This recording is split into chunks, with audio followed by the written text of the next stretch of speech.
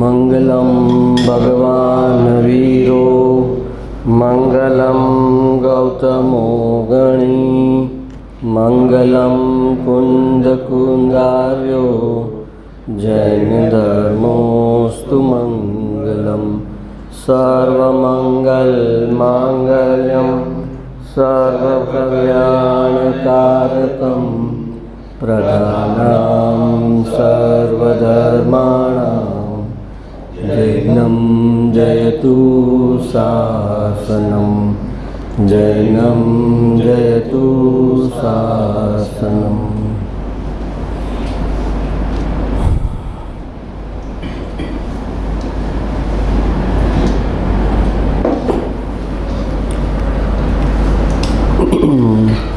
Last time આપણે પર્યાયની સ્વતંત્રતા જોયેલી કે દરેક પર્યાય એના ષટકારકથી થાય છે અને એકના ષટકારક જે છે એ બીજી પર્યાય કરવા માટે કામ ન લાગે.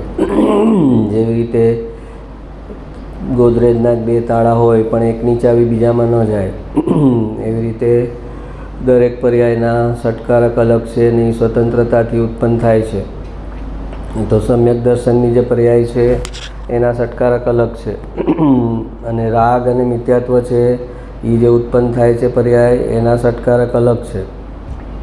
તો સમ્યક દર્શન થવાથી રાગ બંધ થઈ જાય એમ નથી અને રાગ હોય તો સમ્યક દર્શન વયું જાય એમ નથી, કેમ કે રાગના ષટકારક અલગ છે, એ અલગથી થાય છે. અને સમ્યક દર્શનની શ્રદ્ધા ગુણની પર્યાય છે, રાગ જે છે એ ચારિત્ર ગુણની પર્યાય છે, એમાં એના ષટકારકથી થાય છે. એટલે સમ્યક દર્શન થયું એટલે વિતરાગ થઈ ગયા પૂર્ણ એમ નથી. લોકોને એમ છે સમ્યક દર્શન છે અને આવો રાગ કેમ કરે, તો એને ખબર નથી સમ્યક દર્શન એ શ્રદ્ધા ગુણની પર્યાય છે અને એ ચારિત્ર ગુણને કાંઈ નથી કરતો. હા, શ્રદ્ધા ગુણ જ્યારે ચોખ્ખો થાય ત્યારે પછી એનો પ્રપોર્શનેટ બેનિફિટ દરેક ગુણને મળે. એટલે ચારિત્ર ગુણ, શ્રદ્ધા ગુણ સમ્યક થઈ જાય પછી ચારિત્ર ગુણ જે છે એમાં અનંતાનુબંધી કસાઈ ન થઈ શકે, અનંત અનુબંધ પડે એવો રાગ ન થઈ શકે. એટલે કે રાગ થાય પણ રાગનું સ્વામી પણ વયું જાય શ્રદ્ધા સમ્યક થવાને કારણે. કેમ કે શ્રદ્ધા સમ્યક થાય એટલે ધ્રુવમાં અહમપણું કરે છે, એટલે પછી રાગમાં અહમપણું રહેતું નથી અને એ રાગમાં અહમપણું જે હોય એ કસાઈને અનંતાનુબંધી કરે છે. તો એટલો બેનિફિટ મળે ચારિત્ર ગુણની પર્યાય, એટલો ચોખ્ખો થયો કે એને અનંતાનુબંધી કસાય ન રહ્યો સમ્યક દર્શન થવાને કારણે. પણ દરેક પર્યાયના ષટકારક અલગ છે એમ સમજે એટલે એને એ સમજાય કે એક પર્યાયથી બીજી પર્યાય ન થાય. અને દ્રવ્ય તો સંપૂર્ણ નિષ્ક્રિય છે, એ તો કોઈ પર્યાય કરતું જ નથી, એ ક્યારેય પર્યાયના વ્યવહારમાં આવતું જ નથી, એ તો અલગ જ બેઠું છે. તો એ જે છે એ ત્રિકાળી ઉપાદાન છે. આપણે ઉપાદાનના 2 પ્રકાર કયા છે કે ત્રિકાળી ઉપાદાન અને ક્ષણિક ઉપાદાન. અને એ ત્રિકાળી ઉપાદાન છે એ ધ્રુવ દ્રવ્ય છે અને એ જે ધ્રુવ દ્રવ્ય છે એ સંપૂર્ણ નિષ્ક્રિય છે. ત્રિકાળી ઉપાદાન ક્યારેય કાર્ય ન કરે, એ હંમેશા નિષ્ક્રિય હોય. અને ક્ષણિક ઉપાદાન જે છે એના આપણે 2 પાઠ કર્યા હતા કે અનંતર પૂર્વી ક્ષણવર્તી પર્યાયના વ્યયરૂપ ક્ષણિક ઉપાદાન કારણ અને તત્સમયની યોગ્યતારૂપ ક્ષણિક ઉપાદાન કારણ. તો અનંતર પૂર્વી એટલે કે અનંતર પૂર્વી ક્ષણવર્તી પર્યાયના વ્યયરૂપ ક્ષણિક ઉપાદાન કારણ, એટલે આગલી પર્યાયનો જે વ્યય થયો છે એ નવી પર્યાય ઉત્પન્ન થવામાં નિમિત્ત છે એમ ગણવામાં આવે છે. પણ એ વ્યવહારનું કથન છે કે આગલી પંગત જમણવારીમાં ઉલટી એટલે ઓલી નવી પંગત બેસી શકી. તો પણ નવી પંગત બેઠી તો પોતાના પગને પોતે વાળીને બેઠી ને, એમાં ઓલાએ થોડી બેસાડ્યા છે, એ પોતે પલોઠી મારીને પોતે બેઠા છે. પણ વ્યવહારથી એમ કહેવાય કે ઓલાએ સ્પેસ ક્રિએટ કર્યો એટલે આ બેસી શકે. એમ આગલી પર્યાય જે વ્યયથી એણે સ્પેસ ક્રિએટ કર્યો એટલે એમાં નવી પર્યાય ઉત્પન્ન થઈ. પણ છતાં એ નિયામક કારણ, એકચ્યુઅલ કારણ એ નથી ગણાતું. ખાલી વ્યય થઈ ગઈ, આગલી પર્યાય તો પોતે જ વ્યય થઈ ગઈ, તો એ નવો ઉત્પાદ કેવી રીતે કરી શકે? ખાલી એણે સ્પેસ ક્રિએટ કર્યો. તો કે નવી પર્યાય નવી પંગત કેવી રીતે બેઠી? તો કે જે એક ભાઈએ જોયું કે આ પંગત ખાલી થઈ ગઈ છે એટલે ઓલા જે નવી પંગતવાળા હતા એને કીધું આવો આવો હવે બેસો તમે. તો એ આવો આવો કીધું એટલે ઓલા આવ્યા. આ વહી ગઈ એનાથી જોઈને નહોતા આવ્યા, પણ ઓલાએ બોલાવ્યા કે હવે ખાલી છે આવો. તો એ એણે ઓલો સ્પેસ ક્રિએટ થયો ખાલી, એટલે પણ એ નિયામક કારણ નથી. તો નિયામક કારણ એટલે કે એકચ્યુઅલ પર્યાયને ઉત્પન્ન કરનારું રિયલ કારણ. તો એ રિયલ કારણ કીધું કે તત્સમયની યોગ્યતા રૂપ ક્ષણિક ઉપાદાન કારણ. બસ એ સમયની એની યોગ્યતા થવી જોઈએ તો જ એ પર્યાય ઉત્પન્ન થઈ શકે, અને યોગ્યતાની બહાર કોઈ પણ પર્યાય થઈ ન શકે, અથવા તો ન થવાની પર્યાય થઈ ન શકે ને થવાની પર્યાય ન થાય એવું ન બને. તો એ ષટકારકને કારણે પર્યાયની સ્વતંત્રતા સમજાય કે દ્રવ્ય તો પર્યાય કરતું જ નથી પહેલાં તો, અને એક પર્યાય બીજી પર્યાયને કરી શકતું નથી. એટલે હું કરું એ જે છે એ પોતે પર્યાય છે, અને એ કરવાનો રાગ છે. એને કરવાના રાગથી એ નવી પર્યાય ઉત્પન્ન થવાની નથી, કેમ કે એ પર્યાય એની સ્વતંત્રતાથી થશે. તો સમ્યક દર્શન હું કરું એવા રાગથી સમ્યક દર્શન નહીં થાય. સમ્યક દર્શનના વિકલ્પથી સમ્યક દર્શન નહીં થાય. સમ્યક દર્શનનો રાગ કરશે કે હું કરું તોય નહીં થાય. ન સંસારનું કોઈ કાર્ય એના રાગ કરવાથી થાય છે કે પૈસા કમાઈ લઉં ને મારું કેરિયર બનાવી લઉં ને બહુ ભણી લઉં ને એનું કોઈ પણ એનું કાર્ય થયું છે એના રાગને કારણે નથી થયું. રાગના જે ષટકારક એ અલગ હતા અને એ પર્યાય એકચ્યુઅલ ઉત્પન્ન થઈ એના ષટકારક અલગ છે. આને કાંઈ નથી કર્યું, આને કાંઈ નથી કર્યું. રાગ ન હોય ને કેટલી ઘટનાઓ બની ગઈ હશે તમારા જીવનમાં, અને રાગ હોય અને ન બની હોય.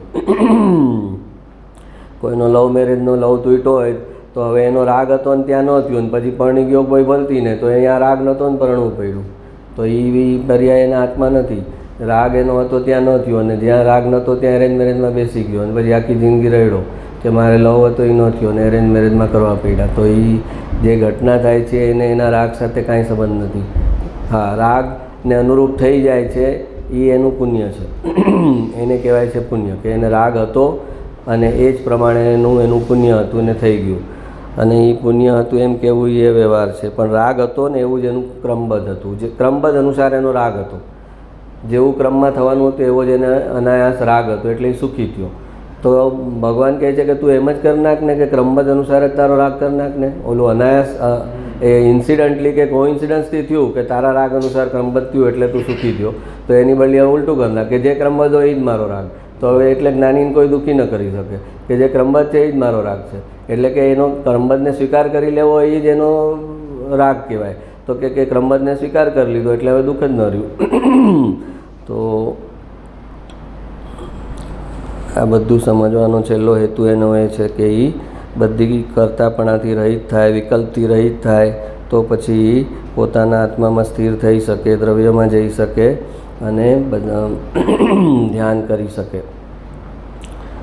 પછી બીજું આપણે એક સમજાતા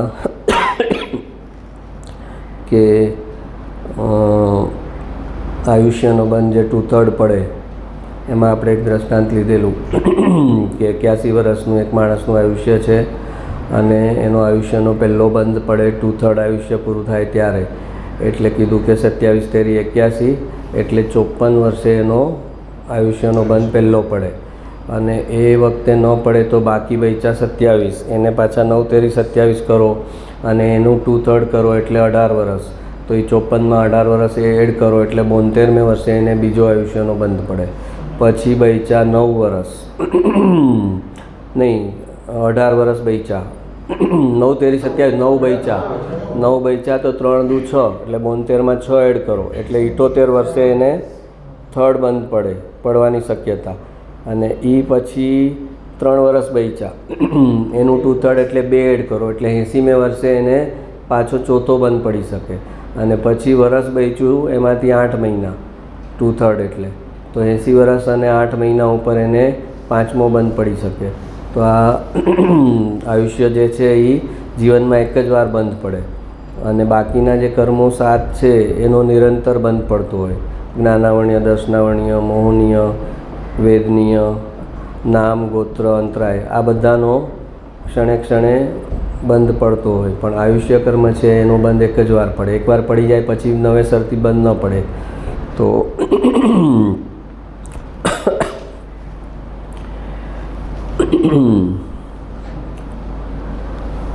હવે થોડા ન પોસ્ટ કરેલા વાક્યો. સસ્પેન્સ એમાં હિન્દીમાં છે. આજકાલ हिंदीમાં આવી રહ્યું છે, કોને ખબર કેવી રીતે. ध्रुव की दृष्टि तो करनी पड़ेगी ना. આપણે આ બધું સાંભળીને એને છેલ્લે શું થાય, હા ધ્રુવની દ્રષ્ટિ તો મારે કરવી પડશે ને. હા, તો એ તો મારા પર છે ને, એટલું કાર્ય એટલું તો કરતાં પણ મારે કરવું પડશે ને, કે ધ્રુવની દૃષ્ટિ તો મારે કરવાની છે, બધું છોડી દઉં तो ध्रुव की दृष्टि तो करनी पड़ेगी ना। ऐसा कहकर भी वजन तो दृष्टि पर रख दिया, जो कि पर्याय है। ध्रुव की दृष्टि तो करनी पड़ेगी ना, ऐसा कहकर भी वजन तो दृष्टि पर रख दिया, जो कि पर्याय है।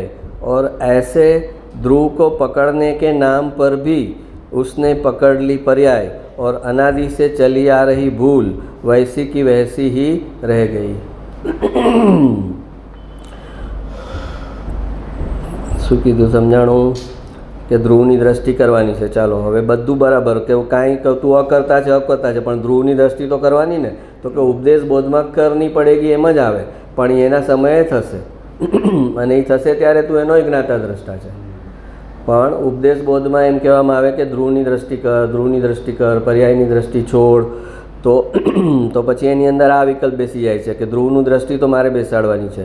તો ऐसा कहकर भी वजन तो उसने दृष्टि पर रख दिया, कि ध्रुव की दृष्टि करनी पड़ेगी. तो दृष्टि करनी पड़ेगी એટલે पर्याय करनी पड़ेगी. ऐसा कहकर भी वजन तो उसने दृष्टि पर रख दिया, जो कि पर्याय है. और ऐसे ध्रुव को पकड़ने के नाम पर भी उसने पकड़ ली पर्याय, और अनादि से चली आ रही भूल वैसी की वैसी रह गई. ઓલા તમે ફ્રન્ટ ડોરથી ભગાવ્યા, ઓલા અમારે 40 સિસ્ટમમાં રહેતા તો આગળ ને પાછળ બે બાજુ દરવાજા હોય, તો આગળની બાજુ ગાય આવે ને કરે ને તો એને ભગાડીએ તો એ ફરીને પાછળના દરવાજા આવી જાય. તો એ જ થઈ ગયું. તો એણે પર્યાયનું એકત્વ અહીંયા છોડાવ્યું કે ભાઈ બધી પર્યાયનું એકત્વ છોડ. તો કે હવે ધ્રુવની દૃષ્ટિ કરવાની છે, પર્યાય એણે પકડી લીધી કે એ મારે કરવાની છે, એ મારે કરવાની છે ધ્રુવ. તો આખરી તો છેલ્લે તો એણે પર્યાય જ પકડી લીધી. પણ પર્યાયમાંથી તારું અહમપણું જશે ત્યારે ઓટોમેટિક દ્રવ્યમાં અહમપણું થઈ જશે. એ વાત એણે સમજવાની છે કે પર્યાયનું અહમપણું જો એનું છૂટી જાય તો પછી સામે દ્રવ્ય સિવાય આ કિનારાને તું છોડે તો તું ઓલા કિનારે જ જાય. બે કિનારાથી વધારે ત્રીજો કિનારો ન હોય. તો નદીનો તે આ કિનારો છોડ્યો તો હવે નાવ જે છે ઓલા કિનારે જશે, તો તું આ કિનારો છોડતો નથી એટલે ઓલો કિનારો આવતો નથી. તો હવે આ કિનારો છોડ્યા પછી કહે કે મારે ઓલો કિનારો કેમ આવશે? તો કે ના, તું આ કિનારો છોડી દે. તે હોડીને બાંધીને રાખી છે આ કિનારે, એને છોડી દે. પછી હોડી એના ફોર્સથી ઓલા કિનારે જ જવાની છે, એની પાસે બીજો કિનારો છે જ નહીં. તો એવી રીતે અહમપણું જ્યારે પર્યાયનું છોડે છે તો અહમપણું ક્યાંક તો થવાનું જ છે. તો પર્યાયમાં અહમપણું છોડી દીધું તો એ અહમપણું બાઉન્સ થઈને સીધું દ્રવ્યમાં ઓટોમેટિક આવે છે. એની પાસે ત્રીજો કોઈ ઓપ્શન નથી. અને એ જે અહમપણું દ્રવ્યમાં આવ્યું એ જે છે એનું સમ્યક દર્શન છે. પછી બીજું વાક્ય છે, દ્રષ્ટિ યા તો પર્યાય પર હો सकती है या દ્રવ્ય પર હો सकती है. જે હમણાં સમજાવ્યું જ કે દ્રષ્ટિ જે છે એ કોઈ પણ એક ચીજ સાથે થઈ શકે, કે કાં તો એને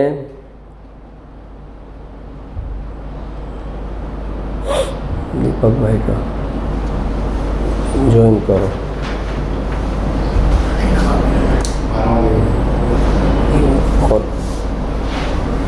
हाँ, दृष्टि या तो पर्याय पर हो सकती है या द्रव्य पर हो सकती है, और कोई तीसरा ऑप्शन नहीं है. इसलिए जिसने पर्याय से दृष्टि हटा ली उसकी दृष्टि द्रव्य पर आ ही गई. જેણે આપણે કીધેલું કે રબરને ખેંચીને રાખ્યું છે, તો કે હવે મારે એને નોર્મલ ફોર્મ શેપમાં લાવવું છે તો શું કરવાનું? તો કે જે ખેંચેલું છે એને છોડી દેવાનું. તો ખેંચેલું છોડી દીધું તો દઉં તો પછી ભાઈ આમાં મારે કરવું પડે એને રબરને એના શેપમાં લાવવા માટે. છોડી દીધું એટલે ઓરિજિનલ એના શેપમાં એની મેળે આવી જશે. પછી કાંઈ ન કરવું પડે, છોડવાનો પુરુષાર્થ છે. પછી રબરને પછી છોડવા માટે પછી આમાં એને આપણે કોમ્પ્રેસ ન કરવું પડે.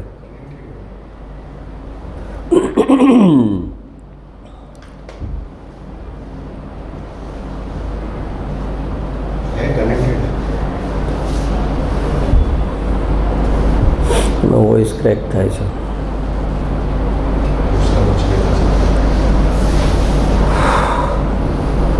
હા,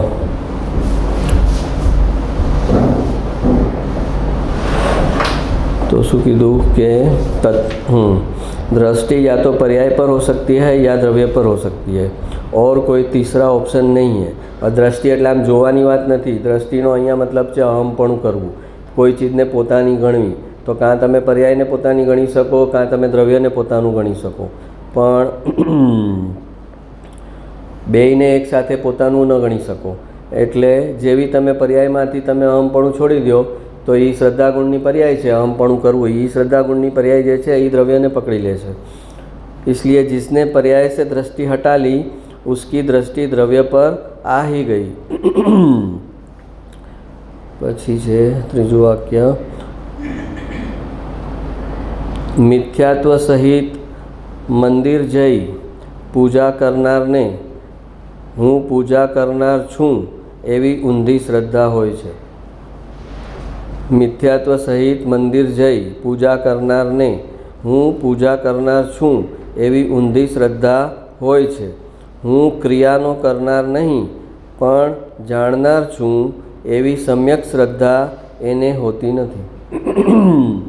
મિથ્યાત્વ સહિતથી પૂજા કરવા જાય છે તો એ પોતાને એને હું જાણનાર છું, જોનાર છું, જ્ઞાતા દ્રષ્ટા છું એ ભાવ એને દ્રઢ થયો નથી. એટલે એ જે પૂજા કરશે એટલે એ હું પૂજા કરનાર છું એમ પોતાને ગણવાનો જ છે. તો મિથ્યાત્વ સહિત મંદિર જઈ પૂજા કરનારને હું પૂજા કરનાર છું એવી ઊંધી શ્રદ્ધા હોય છે. હું ક્રિયાનો કરનાર નહીં પણ જાણનાર છું એવી સમ્યક શ્રદ્ધા એને હોતી નથી, જેને કારણે પૂજા કરીને પણ એને પાપાનુબંધી પુણ્ય ઉપાર્જન થાય છે. મંદિર જાય છે, પૂજા કરે છે ભગવાનની, વિતરાગ ભગવાન છે અને એની પૂજા કરીને પણ એને પાપાનુબંધી પુણ્યનો બંધ પડે છે. કેમ કે એણે સ્વભાવનો સ્વરૂપનો પોતાનો નિર્ણય નથી કર્યો. હું કોણ છું એનો નિર્ણય નથી કર્યો અને હું કોણ છું એનો નિર્ણયમાં એણે જ્ઞાતા દ્રષ્ટા સ્વભાવ સ્વીકાર્યો નથી. અને હવે એ જે ક્રિયા કરે છે એટલે હું ક્રિયાનો કરનાર છું એમ એની પરિણતિમાં સહજતાથી આવી જ જાય છે મિથ્યાત્વ. અને મિથ્યાત્વ સહિત પૂજા કરે છે એટલે એ પૂજા પાપાનુબંધી પુણ્યમાં કન્વર્ટ થઈ જાય છે. જ્યાં પણ સ્વભાવનો નિર્ણય ન હોય અને શુભ ક્રિયા કરે એટલે એ પાપાનુબંધી પુણ્યમાં કન્વર્ટ થઈ જાય. દાન આપે છે ત્યારે એને નિર્ણય નથી કે હું દાન આપનારો નથી, હું અકર્તા છું, એટલે એ દાન આપે છે એ પાપાનુબંધી પુણ્યમાં કન્વર્ટ થઈ જાય છે.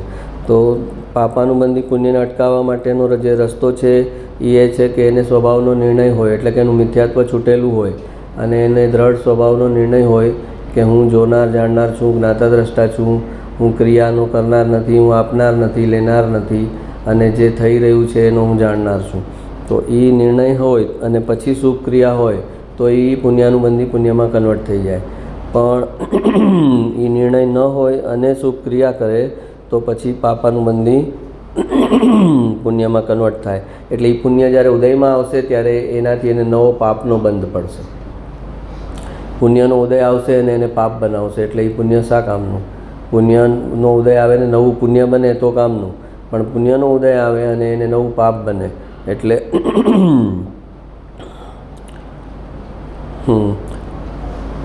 પછી છે તત્વ નિર્ણય થતાં પર અને પર્યાય તરફ ખેંચાયેલો ઉપયોગ પાછો ફરે છે અને દ્રવ્યનું લક્ષ કરે છે.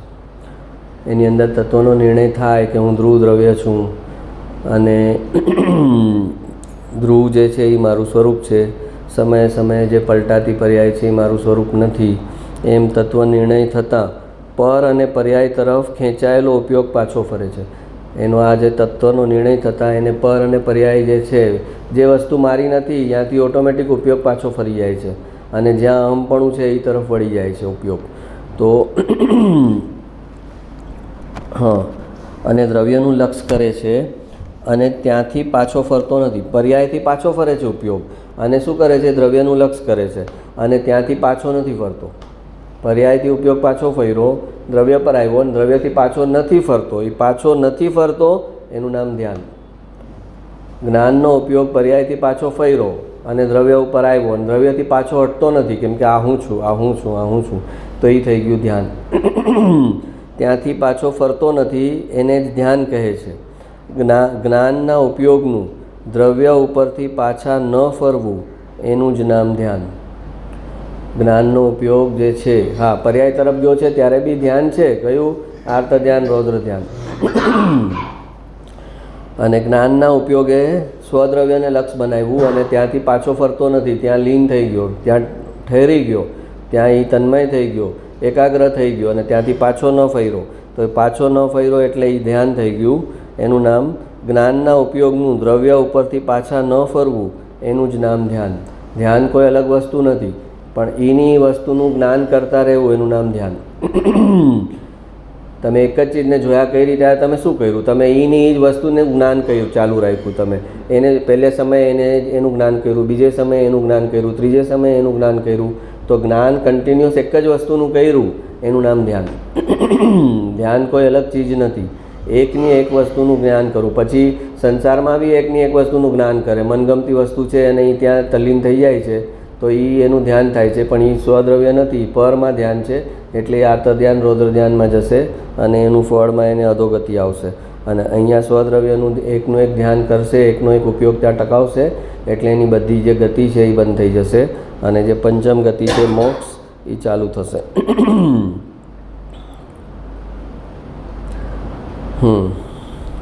अनादिकाल से पर्याय को पकड़ा है, पर्याय को छोड़ दे तो द्रव्य पकड़ में आ जाता है. 12 अंग का सार बस इतना ही है. 12 अंगનો સાર જે ભગવાન આપવા માગે છે એ એટલો જ છે કે અનાदिकाल से पर्याय को पकड़ा है, पर्याय को छोड़ दे तो द्रव्य पकड़ में आ जाता है. उसके लिए कुछ अलग से करना नहीं पड़ता. અને 12 અંગનો જે સાર છે એ આ છે. પછી આ જ વાતનો વિસ્તાર છે. એમાં ફરીને અલગ અલગ એંગલથી સમજાવ્યું છે. પછી આખી વાતનો સાર શું છે કે પર્યાય જે છે મલિન હોય કે નિર્મલ હોય, એ બેમાંથી કોઈમાં તારું અહમપણું ન જાય, અને ત્યાં અહમપણું ન જાય તો ઓટોમેટિક તારું અહમપણું દ્રવ્યમાં જવાનું જ છે. અને એ જવાનું છે એ આ 12 અંગમાં એટલું બતાવ્યું છે ખાલી. તત્વની વાત કાને પડવી અને તત્વની વાત હૃદયમાં ઉતરવી એ બંને અલગ છે. બુદ્ધિમાં ઉતરવી એ અલગ છે. આ તો કાને પડવાની વાત અને હૃદયમાં ઉતરવાની વાત તો અલગ છે જ, પણ બુદ્ધિથી ગ્રહણ થઈ જાય અને બુદ્ધિમાં ઉતરી જાય અને ક્ષયોપશમથી અભિવ્યક્તિ કરવા લાગે તો એ પણ અલગ છે. અને હૃદયમાં ઉતરવી, અંતરના ઊંડાણમાં એ વસ્તુ જવી, એનું ભાવભાષણ થવું, એ વસ્તુ અલગ છે. અગર એને ભાવભાષણ ન થાય તો એ ક્ષયોપશમથી પંડિત બની જાય અને બીજાને સમજાવી પણ દે, પણ એ જે સમજાવશે એ એનો ટ્રાન્સફર એનો ક્ષયોપશમ જ થશે. કેમ કે જે મૂળ સોર્સ છે એ જ્યાંથી આવે છે, વાણી જ્યાંથી આવે છે જે સોર્સમાંથી, તો સાંભળનારને પણ એ જ સોર્સમાં લઈ જશે. એટલે બોલનાર ક્ષયોપશમથી બોલે છે તો સાંભળનારને પણ એના ક્ષયોપશમ સાથે કનેક્શન થશે અને એના ક્ષયોપશમ સુધી પહોંચી શકશે. પણ અંતરના ઊંડાણથી જેને હૃદયથી વાણી આવે છે, ભાવભાષણથી આવે છે, તો એ વાણી જે છે એ ભાવભાષણ થવામાં નિમિત્ત બનશે. ભગવાનની વાણી જે એમના અંતરના ઊંડાણથી આવી રહી છે, દિવ્ય ધ્વનિ, તો એ દિવ્ય ધ્વનિ દરેક જીવને અંતરના ઊંડાણમાં જવા માટેનું નિમિત્ત બને છે. પોતે જે ભૂમિકામાં હોય એમાં જે વ્યવહારની મર્યાદા હોય એને જે ઓળંગે એનું પરિણામ શું આવે? પોતે જે ભૂમિકામાં હોય એમાં જે વ્યવહારની મર્યાદા હોય એને જે ઓળંગે એને પ્રાપ્ત થયેલ નિશ્ચય વાણી છૂટી જાય. દરેક ભૂમિકા અનુસારની મર્યાદા હોય. સ્ટુડન્ટની એક મર્યાદા હોય, સરની એક મર્યાદા હોય, સરને પ્રિન્સિપલ સાથે એક મર્યાદા હોય.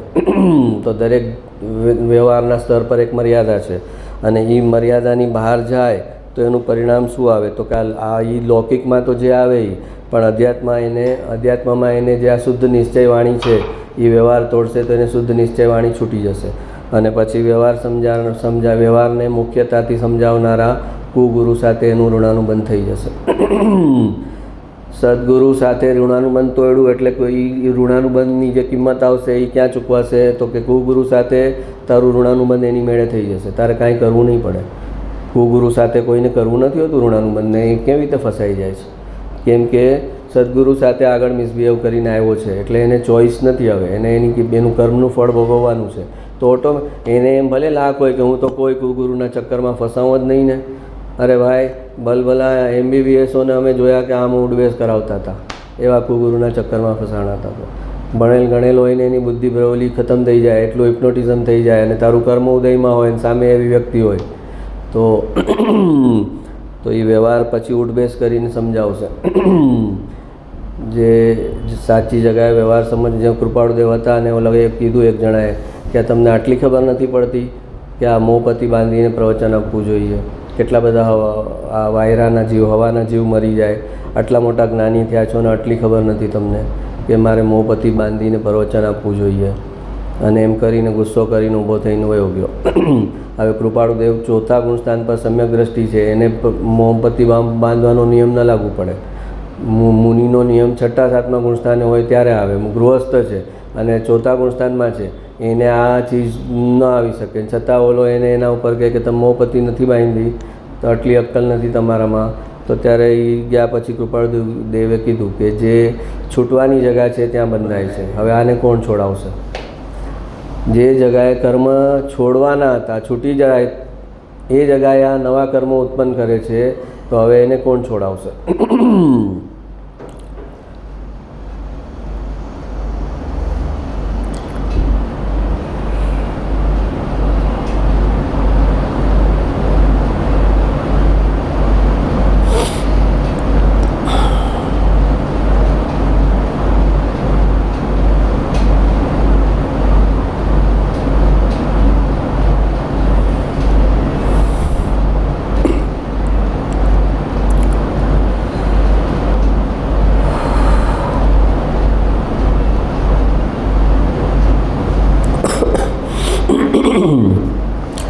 જ્ઞેયથી નિરપેક્ષ રહીને જ્ઞાન પોતાની શક્તિ અને પોતાની યોગ્યતાથી નિયત સમયે પોતાની અંદર આકારો બનાવે છે, જે જ્ઞેયને આબેહૂબ મળતા હોય છે. એટલે એ આકારોને વ્યવહારથી જ્ઞેયાકાર કહેવામાં આવે છે, પણ હકીકતમાં તો એ જ્ઞાનાકારો જ છે. જ્ઞાનમાં જ્ઞેય પ્રવેશી શકતા નથી, જ્ઞાનમાં કેવળ જ્ઞાન જ હોય છે. આત્માનું જ્ઞાન સ્વ પર પ્રકાશક છે, સ્વ પર પ્રકાશક છે, પણ એને સાચા અર્થમાં સ્વ પર પ્રકાશક સમજાણું નથી. અજ્ઞાનીનું એમ કે શાસ્ત્રમાં કે અજ્ઞાનીનું જે સ્વ પર પ્રકાશક છે એ હકીકતમાં પર પ્રકાશક જ છે. એ બોલે છે કે સ્વ પર પ્રકાશક છે આત્મા, પણ એની માન્યતામાં તો આત્મા પર પ્રકાશન છે. એમ જ એને છે કે ભગવાન 3 લોકને 3 કાળને જાણે એટલે એ પર પ્રકાશન થયું. અને એ એકચ્યુઅલી એમ સમજે છે કે ભગવાન આમ જુએ છે બધા જ્ઞેયો સામે, 3 લોક અને 3 કાળ સામે અને જાણે છે. તો આખી જે જાણવાની જ્ઞાનમાં જે પ્રક્રિયા થાય છે એને એ સાચા અર્થમાં ન સમજે તો એ સ્વ પર પ્રકાશન જે છે શબ્દ, એ શબ્દને એ સાચા અર્થમાં ન સમજી શકે. તો કે સ્વ પર પ્રકાશન કઈ રીતે કરે છે આત્મા? તો કે આ ટ્યુબલાઇટ પેટી, તો ટ્યુબલાઇટ પેટી એનાથી આ રૂમની અંદરની જે વસ્તુઓ છે એ પ્રકાશિત થઈ. ટ્યુબલાઇટ પેટી અંધારું હતું તો આ વસ્તુઓ દેખાતી નથી શું છે રૂમમાં, અને ટ્યુબલાઇટ પેટી એટલે એ વસ્તુઓ પ્રકાશિત થઈ. તો એ વસ્તુઓ જે પ્રકાશિત થઈ એ પર પ્રકાશન થયું. તો ટ્યુબલાઇટે પોતે કંઈ કર્યું છે કે હું આ કેમેરા પર પડું, હું આના પર પડું, અને એને કાંઈ કર્યું છે? એ તો પ્રકાશિત થઈ, અને એ પ્રકાશિત કરીને એટ ધ મોસ્ટ એણે શું કર્યું છે? પોતે પોતાને પ્રકાશિત કરી કે હું છું, હું છું અહીંયા આગળ. અંધારામાં તો તમને ટ્યુબલાઇટે નથી દેખાતી ને, તો જેવી ટ્યુબલાઇટ પેટી એ ખબર પડી કે આ અહીંયા ટ્યુબલાઇટ છે, તો બસ ટ્યુબલાઇટ તો ટ્યુબલાઇટને પ્રકાશિત કરતી હતી. પણ એના પર આ વ્યવહારનો આરોપ આવ્યો કે એણે રૂમની અંદરની બધી વસ્તુઓ, ટેબલ, ખુરશી, કેમેરા, મોબાઈલ, આ બધા પર પ્રકાશ પાડીને એને દેખાડ્યું, એટલે કે પર પ્રકાશન કર્યું. તો હવે પર પ્રકાશન કર્યું છે ટ્યુબલાઇટે કાંઈ નથી કર્યું. એ તો પોતે પ્રકાશિત થઈ છે ખાલી, બસ એના પ્રકાશમાં આ બધું ઝલકી જાય છે, એને ખબર નથી. તો એવી રીતે આત્મા જે જ્ઞાનનો પ્રકાશ છે એ જ્ઞાનના પ્રકાશમાં જે પર વસ્તુઓ છે એની ઝલક એની અંદર પ્રતિભાસ રૂપે પડે છે, અને એને કારણે એમ કહેવાય છે કે પર પ્રકાશન છે. જો પર પ્રકાશનને સાવ ના પાડે જૈન ધર્મમાં તો પછી કહેશે કે તો તમારું કેવળ જ્ઞાન જે છે ભગવાનનું એ જ ખોટું થઈ ગયું. જો ભગવાન ખાલી સ્વ પ્રકાશન જ કરે છે, એમ કે ભગવાનનો આત્માનો જ્ઞાનનો પ્રકાશ છે અને એમના આત્માને પ્રકાશિત કરે છે, જો એટલી જ વાત રાખે તો પછી કેવળ જ્ઞાન સિદ્ધ ન થાય. તો કે પછી કેવળ જ્ઞાન તો પછી કેવી રીતે છે તમારા ભગવાનને? તમારા ભગવાન તો પોતાના આત્માને જ પ્રકાશિત કરે છે ને, તો પછી કેવળ જ્ઞાન સિદ્ધ કરવું છે એટલે કહેવું પડે કે હા પરપ્રકાશન છે. તો પરપ્રકાશન છે પણ એ કેવી રીતે છે? તો કે જ્ઞાનની અંદર જ એવા આકારો થઈ રહ્યા છે કે જે બહાર જેટલા જ્ઞેયો છે એ જ્ઞેયને અનુરૂપી એની અંદર આકાર થઈ રહ્યા છે. એ જ્ઞેયને અનુરૂપ આકાર થઈ રહ્યા છે એમ બોલવું એ વ્યવહાર છે. જ્ઞાનની અંદર તો થઈ રહ્યા છે, એ જ્ઞેય છે એટલે થઈ રહ્યા છે એમ પણ નથી કે આ બહાર જ્ઞેય છે, આ રેકોર્ડર છે એટલે એના જેવો આકાર બન્યો અંદર. તો કે ના, જ્ઞાન તો એણે સ્વયં પોતાની શક્તિ એટલે આવ્યું. જ્ઞેયથી નિરપેક્ષ રહીને, આ જ્ઞેયથી નિરપેક્ષ રહીને જ્ઞાન પોતાની શક્તિ અને પોતાની યોગ્યતાથી નિયત સમયે પોતાની અંદર આકારો બનાવે છે. જ્ઞાન પોતે પોતાની અંદર આકારો બનાવે છે જે જ્ઞેયને આબેહૂબ મળતા હોય છે. જે બહાર જે જ્ઞેય છે એને આબેહૂબ મળતા જ એના આકારો હોય છે. એટલે એ આકારોને વ્યવહારથી જ્ઞેયાકાર કહેવામાં આવે છે. પણ હકીકતમાં તો એ જ્ઞાનાકારો જ છે.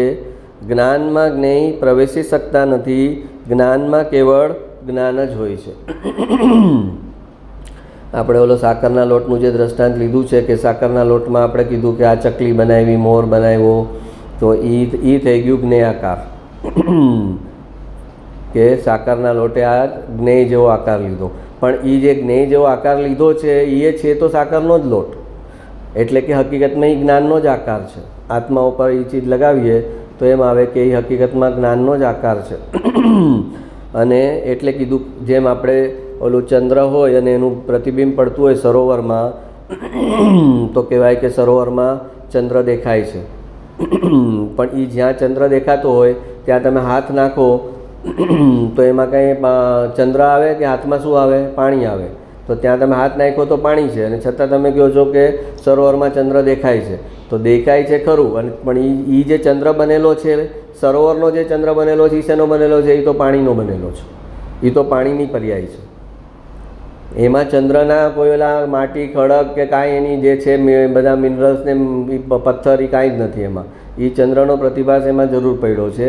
પણ એ જે સરોવરનો જે ચંદ્ર છે અને એક બહાર ચંદ્ર છે, એક સરોવરનો ચંદ્ર છે. તો સરોવરનો ચંદ્ર છે એ તો પાણી જ છે. એમ એક 3 લોક જે છે એ બહાર છે એકચ્યુઅલ, અને એક 3 લોક જે છે એ જ્ઞાનની અંદર બને છે. તો જ્ઞાનની અંદર જે લોક બને છે એની અંદર એ જ્ઞાનથી જ બનેલું છે, એ જ્ઞાનનો જ લોક છે. અને બહાર જે છે લોક એ તો પૂતગલનો બનેલો છે.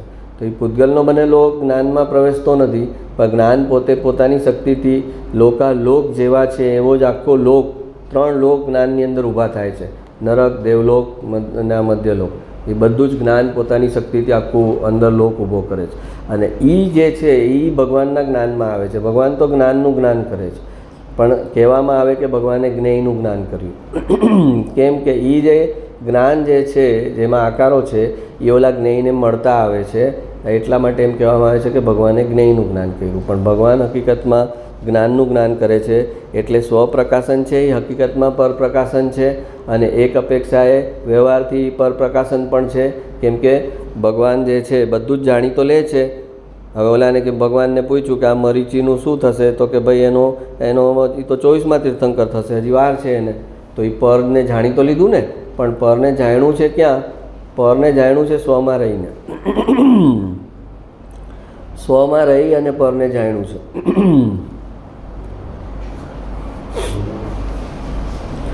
સ્વમાં રહી અને પરને જાણ્યું છે. એટલે વ્યવહારથી એમ પણ કહેવું પડે કે પરને જાણે છે, અને જ્યાં નિશ્ચય આવે ત્યાં એમ પણ કહેવાય કે ના, આત્મા પરને નથી જાણતો, આત્મા આત્માને જ જાણે છે.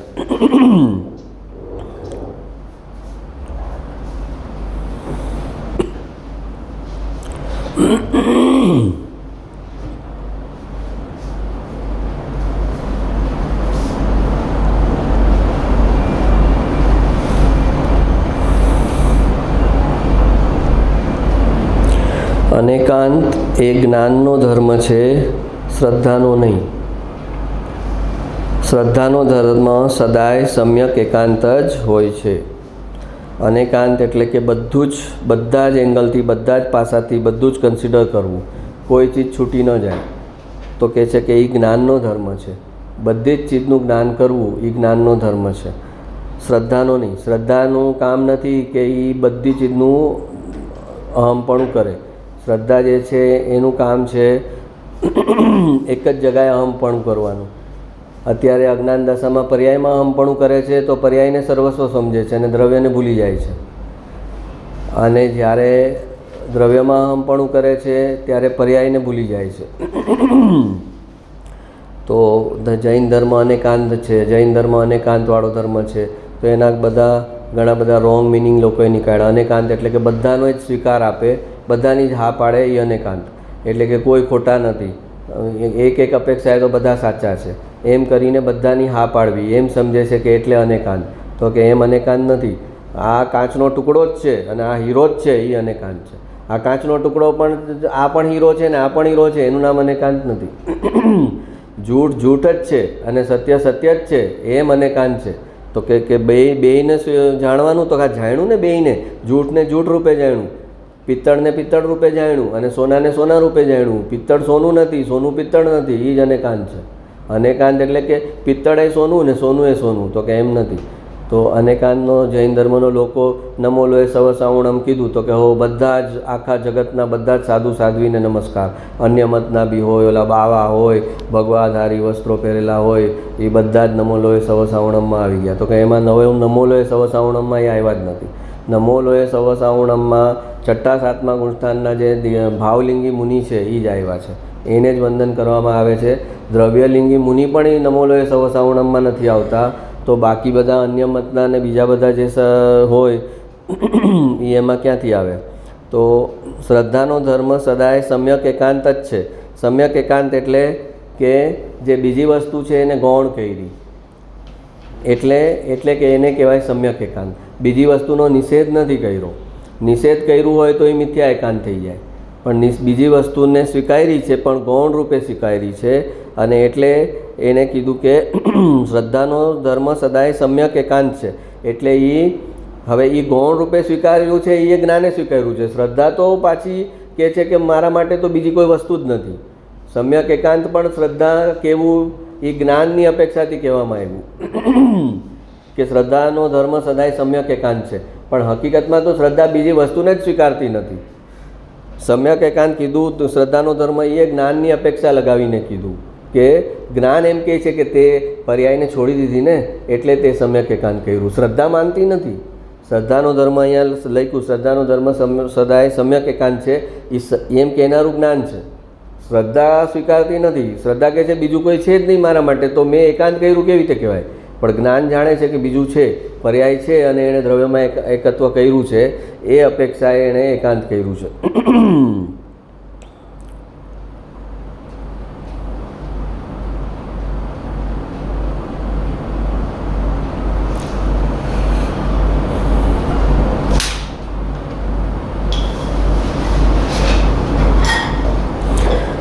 જેવી રીતે કોઈ સ્ટુડન્ટ અતિશય વાંચ ને ભણ કરે તો એ ઓવરલોડને કારણે એક્ઝામ વખતે જ એનું માઇન્ડ બ્લેન્ક થઈ જાય છે અને પેપરમાં કંઈ લખી શકતો નથી. એ રીતે જે મુમુક્ષુ અતિશય શાસ્ત્ર વાંચ કરે ને જુદા જુદા વક્તાને સાંભળ કરે, એનું જ્ઞાન ઉદયની એક્ઝામ વખતે જ ઓફ થઈ જાય છે. ઉદયમાં જ્યારે ખરેખર એક્ઝામ આવે, ખરેખર એણે હોશ જાળવવાનો છે, જ્ઞાન જાળવવાનું છે કે અહીંયા જો હું કાંઈક રોંગ કરીશ ને તો મારું બહુ મોટું કર્મ બની જશે, એ જ્યાં સાવધાની રાખવાનો સમય આવે ઉદયમાં, ત્યારે જ એનું જ્ઞાન ઓફ થઈ જાય છે અને એ નવા કર્મ બાંધી લે છે. તો પછી એનું જ્ઞાન શું કામનું? જ્ઞાનનું મતલબ જ એ છે કે તને હવે નવા કર્મનો હિસાબ નવો વધારે નહીં. ઓલો બિઝનેસમેન છે તો એ કોને કહેવાય બિઝનેસમેન? તો કે બસ હવે આ એને ટેક ઓવર કર્યું, હવે જે આ કર્જ છે એ છે, નવું નથી લેવું, હવે એવી રીતે ઇન્કમ કરો કે આ કર્જ ચૂકવાતું જાય. પણ નવું કર્જ એમાં જમા ન થાય તો કહેવાય કે બિઝનેસમેન. એમ કીધું કે જ્ઞાન છે મારી આગળ, એમ કોઈએ કીધું તો એનો મતલબ એમ હોવો જોઈએ કે એને હવે નવા કર્મો ન બને અને જૂના જે છે એ ખપતા જાય. એ જ્ઞાનનું કાર્ય છે. જ્ઞાનનું કાર્ય છે સાવધાની. સાવધાની શેની? તો કે નવા કર્મોનો હિસાબ હવે ન બને અને એટલે નવા ભવો ન બને, ભવ ઘટતા જાય, ઘટતી સ્થિતિ થાય ભવની, એનું નામ કહેવાય જ્ઞાન. તો એ એને ન થાય અને ખરે વખતે જ એનું જ્ઞાન ફેલ થઈ જાય ઉદયમાં. જેવી રીતે કોઈ સ્ટુડન્ટ અતિશય વાંચ ને ભણ કરે તો એ ઓવરલોડને કારણે એક્ઝામ વખતે જ એનું માઇન્ડ બ્લેન્ક થઈ જાય છે અને પેપરમાં કંઈ લખી શકતો નથી. એ રીતે જે મુમુક્ષુ અતિશય શાસ્ત્ર વાંચ કરે ને જુદા જુદા વક્તાને સાંભળ કરે એનું જ્ઞાન ઉદયની એક્ઝામ વખતે જ ઓફ થઈ જાય છે અને જ્ઞાનના અભાવમાં ઉદયમાં એકત્વ કરી નવા કર્મબંધ બનાવી લે છે. એ નવા ઉદયમાં એને એકત્વ થશે એટલે ઉદય પ્રત્યે પ્રતિક્રિયા આપશે એટલે નવા કર્મ બનશે. જ્ઞાન ઉદયની એક્ઝામ વખતે જ ઓફ થઈ જાય છે અને જ્ઞાનના અભાવમાં ઉદયમાં એકત્વ કરી નવા કર્મ બંધ બનાવી લે છે. એટલે કૃપાળુદેવે કહ્યું છે કે અતિશાસ્ત્ર વાંચન કરનાર નવા જ્ઞાનાવર્ણ્ય કર્મ બનાવે છે. સાચા મુમુક્ષુ માટે વાંચવું, સાંભળવું અને ખાલી બેસવું આ ત્રણેયનું સંતુલન અતિ આવશ્યક છે. જીતેન્દ્રભાઈ.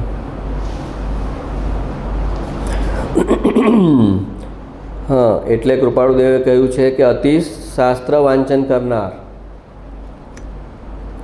શાસ્ત્ર વાંચન અતિશય કરે તો એને નવા જ્ઞાનાવર્ણ્ય કર્મ બની જાય. સાચા મુમુક્ષુ માટે વાંચવું, સાંભળવું અને ખાલી બેસવું આ ત્રણેયનું સંતુલન અતિ આવશ્યક છે. વાંચવું પણ જરૂરી છે, પછી સાંભળવું પણ જરૂરી છે અને એ સાથે ખાલી બેસી અને વાંચ્યું અને જે સાંભળ્યું છે એના પર મંથન કરવું અને પોતાના પરિણામ પર મંથન કરવું એ આવશ્યક છે. અગર એ ન કરે અને ખાલી વાંચ સાંભળ કરે તો એ બારોબાર જે સાંભળે છે એ જીવનમાં ક્યાંય એપ્લાય નથી કરતો. એની થર્ડ પાર્ટી અન્ડરસ્ટેન્ડિંગ બની રહી છે આત્માની, કે આત્મા આવો હોય, આત્મા આમ કરે તો આમ થાય, આત્મા ઓમ કરે તો ઓમ થાય, એમ બધું જ જાણી લે છે પણ પોતાના પર કાંઈ પણ ઘટિત નથી કરતો.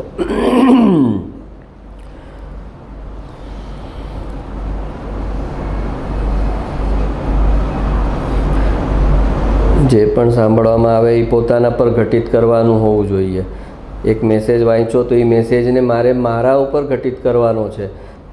મેસેજના ઘણા કોમેન્ટો પણ તમે લખો છો એવી રીતે હોય કે એ મેસેજને જ એલાબોરેટ કરો. એમાં મેં જે કીધું હોય એને જ ફરીને તમે જાણે કે મને પ્રતિ ઉપદેશ આપતા હોય એની સામે મને એનું એક્સપ્લેનેશન આપો છો કે આ મેસેજમાં આમ છે. હા બરાબર છે. અરે આ મેસેજનો આ મેસેજ એક ટોર્ચ છે, એક મેસેજ એક ટોર્ચ છે જેનો પ્રકાશ તારા ઉપર ફેંકવાનો છે અને એ પ્રકાશમાં તું ક્યાં ઊભો છે એનું તારે અભિવ્યક્તિ કરવાની છે. એની બદલીમાં એ મેસેજને જ મસ્ત ડિસ્ક્રાઇબ કરે.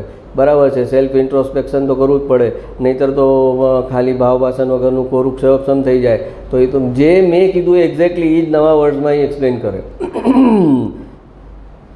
અને એમાં એ પોતે ક્યાંય નહીં, પોતે એબસન્ટ. આખા એના કોમેન્ટમાં એ પોતે ક્યાંય હોય જ નહીં. તો એ બતાવે છે કે થર્ડ પાર્ટી અન્ડરસ્ટેન્ડિંગ થઈ રહી છે.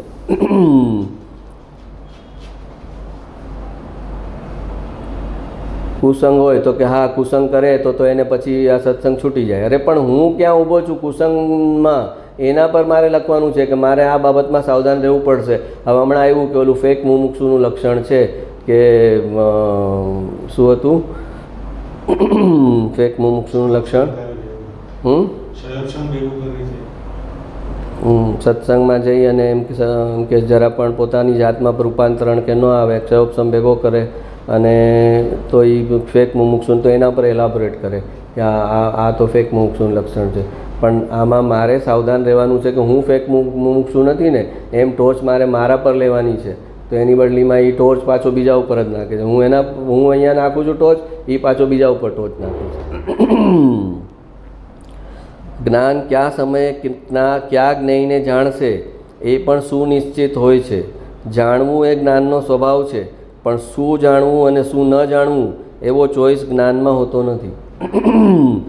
જ્ઞાન કયા સમયે કયા જ્ઞેયને જાણશે એ પણ સુનિશ્ચિત હોય છે.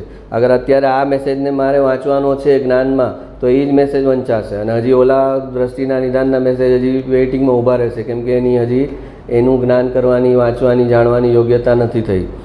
જ્ઞાન કયા સમયે કયા જ્ઞેયને જાણશે એ પણ સુનિશ્ચિત હોય છે. જાણવું એ જ્ઞાનનો સ્વભાવ છે, પણ શું જાણવું અને શું ન જાણવું એવો ચોઈસ જ્ઞાનમાં હોતો નથી.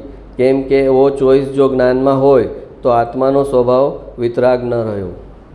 જો જ્ઞાન ચોઈસ કરે કે આનેમાં હું જાણું ને આને હું ન જાણવું, તો પછી એ ચોઈસ કર્યો એટલે તો એને રાગ અનુસાર ચોઈસ કર્યો, તો પછી આત્માનો સ્વભાવ જે વિતરાગ છે એ ન રહ્યો. ભગવાન વિતરાગ છે અને ભગવાનને કંઈ નરકના જીવોનું કાંઈ જાણવું નથી, બીજા જીવોનું કાંઈ જાણવું નથી, દેવલોકના જીવો સુખી છે એનું સુખ પણ જાણવું નથી, નરકના જીવોનું દુઃખ પણ જાણવું નથી, અને છતાં એ જણાઈ જાય છે. તો જણાઈ જાય છે તો એ રોકતાય નથી કે વિતરાગ છે, જ્ઞાન વિતરાગ છે, જે જણાશે એને જણાવવા દેશે, નહીં જણાય તો એને પાછળ નહીં જાય. પણ જ્ઞાનનો સ્વભાવ જ એવો છે કે એમાં ન જણાય એવું કાંઈ છે જ નહીં. એક પૂતગલ નાનામાં નાનું પાર્ટિકલ છે એની 3 કાળની અવસ્થા જણાય છે, એ જણ્યા વગર ચૂકે જ્ઞાન છૂટી ગયું એમ ન બની શકે. તો એટલે જે સમયે એને કોઈ ચીજ ભૂલાવાની છે કે ઘણી પાકીટ ગયું કોઈનું, તો એ સમયે બસમાં એનું ધ્યાન ક્યારનો આમ કરતો હોય, હાથ રાખતો હોય કે મારું પાકીટ ન જાય, એમ એને 25 વાર કર્યું હોય, પણ જે સમયે એની પાકીટ જવાની ક્ષણ આવે ત્યારે જ એનો ઉપયોગ બીજામાં વયો જાય, અને એ સમયે જ અહીંયા પાછળની પોતાની સાવધાની ચૂકી જાય અને ઓલો કામ કરી લે પોતાનું.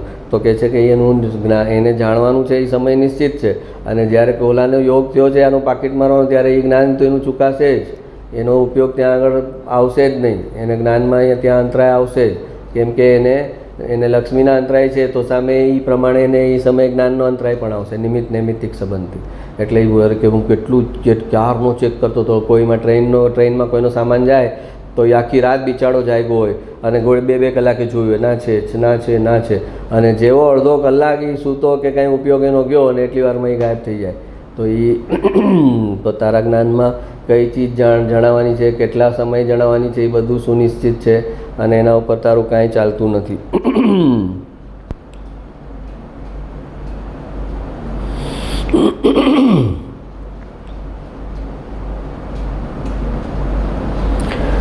હા, જે જીવને મહેનતના પૈસાનું બહુ છે એની માટે દેવલોક નથી, કેમ કે દેવલોકમાં મહેનત નથી. મેં તો કેટલી મહેનત કરીને આ રૂપિયા બનાવ્યા, એવું જે ગાયા કરે છે એને તો દેવલોકમાં તોય નથી જવાનું, એમ સમજવાનું. ને આવતો બહુ મનુષ્યનો આવશે તોય પાછું એને આ જ મહેનતની હાથગાડી ખેંચવી પડશે, કેમ કે અત્યારે એના અભિપ્રાયમાં રાખે છે કે મહેનત કરું તો જ મળે, મહેનત કરું તો જ મળે ને, મેં વગર મહેનતે થોડી મળે, મહેનત તો કરવી જ પડે ને, એમ એના અભિપ્રાય શ્રદ્ધામાં એમ છે કે મહેનત તો કરવી જ પડે તો જ મળે. તો ભગવાન કહેજો કે ભગવાન તો તમારી દરેક અભિપ્રાયને તથાસ્તુ કહે છે. તું જે કોઈ એમ કે મારે મહેનત શું કામ કરવી પડે, મને તૈયારમાં કેમ ન મળે, તો ભગવાન કહે તથાસ્તુ. તો પછી મુકેશ અંબાણીના ઘરે પેદા થઈ જાય કે ભાઈ ત્યાં તને તૈયાર જોઈએ છે ને બધું, તો તું ત્યાં જા. મને એમ કે ના મહેનત તો કરવી જ પડે ને, મહેનત વગર થોડી મળે, તો ભગવાન કહે હા બરાબર છે. તો પછી ઓલા સાવ કાંઈ બેકગ્રાઉન્ડ ન હોય એવા ઘરમાં કુટુંબમાં પેદા થઈ જાય ને પછી મહેનતથી ઊંચો આવે તો કે જો મહેનત કરીને ઊંચો આવ્યો. ભાઈ રંજનબેન, રજનીભાઈ બધા જોઈ લો. હવે આ બંધ જ કરવું પડશે આ બધું, આવી રીતે બહુ ડિસ્ટર્બ થાય છે.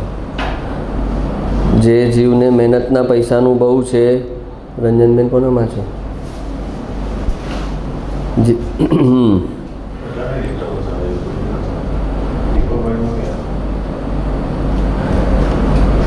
હા, પંચ પરમેશથી તો આશ્રય કરવા યોગ્ય કહેવાય ને. પંચ પરમેશથી પદ છે એ પર્યાયમાં છે, અને પર્યાય આશ્રય કરવા યોગ્ય નથી.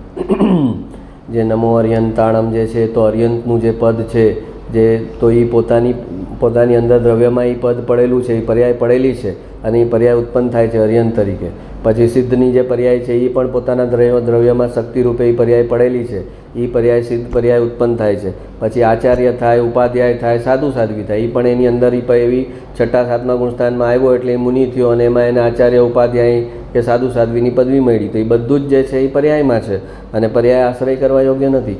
પોતાની પર્યાય આશ્રય કરવા યોગ્ય નથી, તો બીજા પંચ પરમેષ્ઠીની પર્યાયનો આશ્રય કરે કેવી રીતે એનાથી એને મોક્ષ થાય? તો કે તો પછી વ્યવહાર છે ને, તો કે વ્યવહાર છે એ શુભનો વ્યવહાર છે. જ્યારે શુદ્ધમાં ટકી ન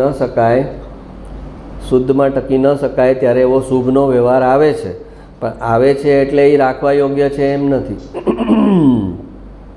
આવે છે એટલે એને ધક્કો મારીને કાઢવા યોગ્ય પણ નથી, અને આવે છે એટલે એ રાખવા યોગ્ય પણ નથી. મહેમાન આવી જ ગયા છે તો કે આપણે એને ધક્કો મારીને થોડી કાઢીએ, આવી ગયા છે તો ઠીક છે, આવો ચા નાસ્તો કરો. એને ખબર છે આપણને કે એનું પતશે એટલે ઓટોમેટિક 2, 3, 4 કલાકની લિમિટ છે, એમાં એ વયા જશે. તો વયા જશે ત્યારે એને એમ નથી કહેતા કે રોકાવ, અને આવી ગયા છે તો એને એમ પણ નથી કહેતા કે કેમ આવી ગયા તમે. તો એમ પર્યાયમાં શુભ ભાવ આવે છે, પંચ પરમેષ્ટિ પ્રત્યેના ભાવ આવે છે, અને આવે છે તો એની જગ્યાએ ચારિત્ર ગુણની અસ્થિરતા રૂપે એ છે, એને એ પોતાનો સ્વભાવ ગણવામાં નથી આવતો.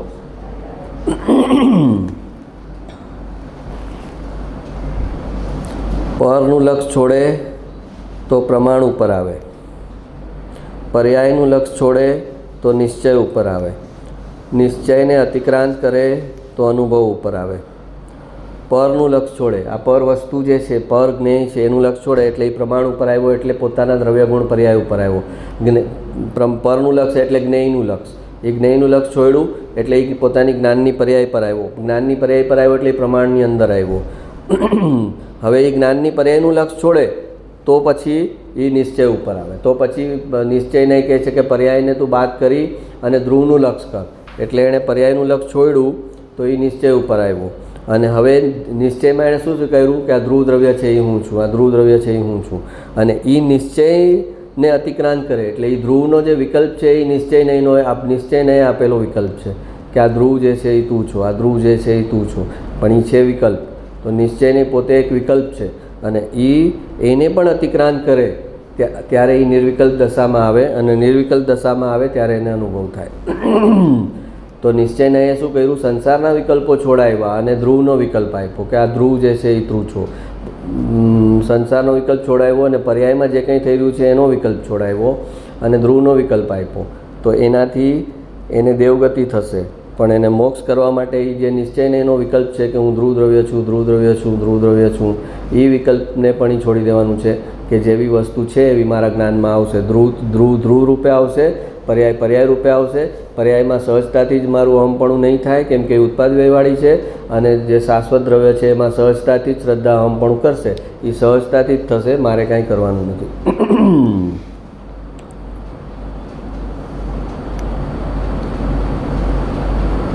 પર્યાયને પર્યાયની રુચિ છૂટે અને દ્રવ્યની રુચિ થાય ત્યારે પર્યાય સહજતાથી ધ્યાન રૂપે પરિણમે છે. ધ્યાન કીધું કે કરવું નથી પડતું, પર્યાયને પર્યાયમાં જ રસ રુચિ છે, પર્યાયમાં જ રસ રુચિ છે. એ રસ રુચિ એના છૂટી જાય છે ત્યારે એની દ્રવ્યની રુચિ થઈ જાય છે સહજતાથી, અને ત્યારે દ્રવ્યની રુચિ થવાથી ઉપયોગ પણ દ્રવ્ય તરફ જાય છે, અને ઉપયોગ દ્રવ્ય તરફ થઈ અને ત્યાં સ્થિર થાય છે, એ ધ્યાન છે. તો એ સહજતાથી ધ્યાન થઈ જાય છે. અજ્ઞાની કરતા થાય છે એટલે મિથ્યાત્વ છે એમ નથી. અજ્ઞાની અકર્તા હોવા છતાં કરતા પોતાને માને છે એટલે મિથ્યાત્વ છે. અજ્ઞાન દશામાં પણ કરતા બની શકતો નથી, પોતાને માની શકે છે, ભ્રમણા કરી શકે છે કે હું કરતા છું અને મેં કર્યું, હું ભોગતા છું અને મેં ભોગવ્યું, એ ભ્રમણા કરી શકે છે, પણ ભ્રમણા કરવાથી વસ્તુ સ્વરૂપ બદલાતું નથી. વસ્તુ સ્વરૂપ તો જે અકર્તા છે એ અકર્તા જ રહે છે. તો કહે છે કે અજ્ઞાની કરતા થાય છે એટલે મિથ્યાત્વ છે એમ નથી. અજ્ઞાની અકર્તા હોવા છતાં કરતા માને છે એટલે મિથ્યાત્વ છે. જ્ઞાની અકર્તા છે અને અકર્તા પણ સ્વીકારી લે છે કે મારો સ્વભાવ જ અકર્તા છે, અને જ્ઞાની એને સ્વીકારી લે છે એટલે એને મિથ્યાત્વ નથી થતું. અને અજ્ઞાની સ્વભાવ અકર્તા હોવા છતાં પોતે પોતાનો આરોપ કરે છે કે ના હું કરતા છું, એવો જૂઠો મિથ્યા અહંકાર કરે છે. ના હું કરતા છું, ના હું ભોગતા છું, જો ને હું આ કરું છું દેખાય તો છે મને, હું કરું છું તો જ તો થાય છે, નહીંતર કેવી રીતે થાય. તો એ માન્યતાની ભૂલ છે. મિથ્યાત્વ જે છે, મિથ્યાત્વને કારણે સ્વરૂપ બદલાતું નથી, પણ તમે સ્વરૂપની માન્યતા ઊંધી કરી છે એનું ફળ આવે છે 4 ગતિ. અને જેવી સ્વરૂપની જે ઊંધી માન્યતા બંધ થાય છે, સ્વરૂપ જેવું છે એવું સ્વીકારવામાં આવે છે, એટલે પછી ઓટોમેટિક તમારી 4 ગતિનું જે બહુબ્રહ્મણ છે એ બંધ થઈ જાય છે. નિશ્ચયાભાસ એટલે નિશ્ચયનું યથાર્થ પરિણમન નહીં, પણ માત્ર આભાસ.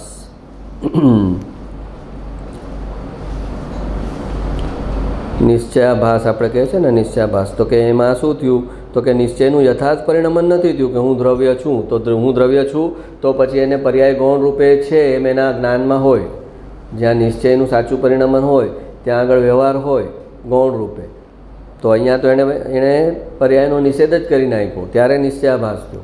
પર્યાયને ગૌણ કરવાની હતી અને ગૌણ રૂપે પણ પર્યાયનું જ્ઞાન તો કરવાનું હતું. એ પર્યાયનું જ્ઞાન કરવાનું પણ એણે છોડી દીધું કે હું પર્યાય છું જ નહીં, એટલે મારે પર્યાયનું જ્ઞાન શું કામ કરવાનું. અને એમ જ્ઞાન કરવાનું પર્યાયનું છોડી દીધું. પરિણામ જે બગડેલા છે, મલિનતા છે, એને મારે સુધારવાના છે, એ પણ એણે છોડી દીધું. જ્ઞાન કરે તો ઓટોમેટિક એ જ્ઞાનમાં ઇનબિલ્ટ છે કે એ પરિણામ સુધરતા જશે. પર્યાયનું જ્ઞાન કરતો જશે એમ જે ખોટા પરિણામ છે એ ઓટોમેટિક બંધ થતા જશે. તો એણે એ પર્યાયનો જે વ્યવહાર છે એ છોડ્યો, એટલે એ નિશ્ચયાભાસ થયો. એટલે કે નિશ્ચયાભાસ એટલે નિશ્ચયનું યથાર્થ પરિણમન ન થયું, પણ માત્ર આભાસ થયો.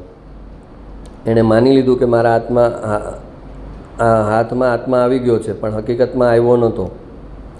એણે માની લીધું કે હવે હું વ્યવહાર છોડી દઉં તો વાંધો નહીં, પણ એ ભૂમિકામાં એ આવ્યો નહોતો અને એણે વ્યવહાર છોડી દીધો. આત્મા વિશે જાણવાને ઉત્સુક અને દોષ ટાળવા બાબત ઉદાસીન એ ફેક મુમુક્ષુનું લક્ષણ છે. તો હવે આને જ એલાબોરેટ કરી નાખવો કે હા, દોષ તો ટાળવા જ જોઈએ ને. આત્મા વિશે એકલું જો ઉત્સુકતા બતાવે અને દોષ ન ટાળે તો એ ફેક મુમુક્ષુ થઈ ગયો, એમ કરીને અહીંયા કોમેન્ટ લખે. તો હવે જે મેં કીધું છે એ જ એણે એલાબોરેટ કરી નાખ્યું અને એક્સપ્લેન કરી નાખ્યું. પણ તમારે તો જોવાનું તો એમ હોય કે આ બતાવવામાં શેના માટે આવ્યું. ઓલા 6ઠ્ઠા 7મા ગુણસ્થાનના ઓલા મુનિએ દુર્જનનું સ્વરૂપ આપ્યું કે દુર્જન આવું હોય તો શેના માટે આપ્યું? તો કે ભાઈ તું તારી જાત સાથે કમ્પેર કર અને એવા દુર્જન જેવા ગુણ મારામાં નથી ને એનું ચેકિંગ કર. તો ઓલા મુનિએ જે શ્લોક લખ્યો એનું એક્સપ્લેનેશન આપીને લખી દે કે હા, દુર્જન આવા હોય, દુર્જન તેવા હોય. તો પણ એ તારામાં છે કે નહીં તારે જોવાનું છે. એમાં મુનિને ખબર જ છે ઉપદેશની સામે પ્રતિ ઉપદેશ ન અપાય. ઉપદેશ એ ટોર્ચ છે. એ ટોર્ચને પોતાના ઉપર નાખવાની હોય, પોતાની જાત ઉપર નાખવાની હોય, પોતાની જિંદગી પર નાખવાની હોય, પોતાની જિંદગીની ઘટનાઓ પર નાખવાની હોય, અને એમાંથી અભિવ્યક્તિ આવે એ સાચી અભિવ્યક્તિ. ઓલું કોઈ કોરું ક્ષયોપશમનું એક્સપ્લેનેશન આપી દે એ કોઈ અભિવ્યક્તિ નથી, એ અહંકારની અભિવ્યક્તિ છે. પોતાની જાતનું એસ્કેપિઝમ છે એની અભિવ્યક્તિ છે કે પોતાની જાતને મારે ટાળવી જ છે જોવા માટે. તો હું શું કરું? તો હું એને ગોળ ગોળ કરીને હવે આટલા 5 વર્ષથી સત્સંગમાં આવતા હોય, 10 વર્ષથી આવતા હોય, તો ઓલો એક્ઝામમાં છોકરો હોય ને જે એક ક્વેશ્ચન પૂછે એમાં એને કાંઈ જ ખબર ન હોય ને તો પણ એમાં અડધું પોણું પાનું ભરી આવે. એની જનરલ સેન્સ, એની કોમન સેન્સ, એણે થોડુંક ક્લાસમાં સાંભળ્યું હોય, થોડુંક વાંચ્યું હોય, થોડુંક કોઈ 2 ફ્રેન્ડ વાત કરતો હોય એમાં એ ટોપિક આવ્યો હોય, એનો બધો મિર્ચ મસાલો ભેગો કરી અને એ પોણો 1 પેજ ભરી આવે જે ક્વેશ્ચન એને હકીકતમાં આવડતો જ ન હોય. પછી ઓલા એક્ઝામિનરે એમાં ગોતવું પડે કે અમારે આટલું તો સાચું લખ્યું છે, પછી પાછું આ ખોટું મિક્સ થઈ ગયું, પછી આ થોડું આટલું સાચું છે. એ ટેન્શન એક્ઝામિનરે કરવાનું હોય કે આને માર્ક મારે કેવી રીતે આપવા. પોતાનું બધું મિક્સ કરીને લખી આવે. એમ 6-7 વર્ષથી સત્સંગમાં આવતા હોય તો હવે આપણને ખબર છે કે કેવી રીતે મિર્ચ મસાલો કરીને લખી દેવું.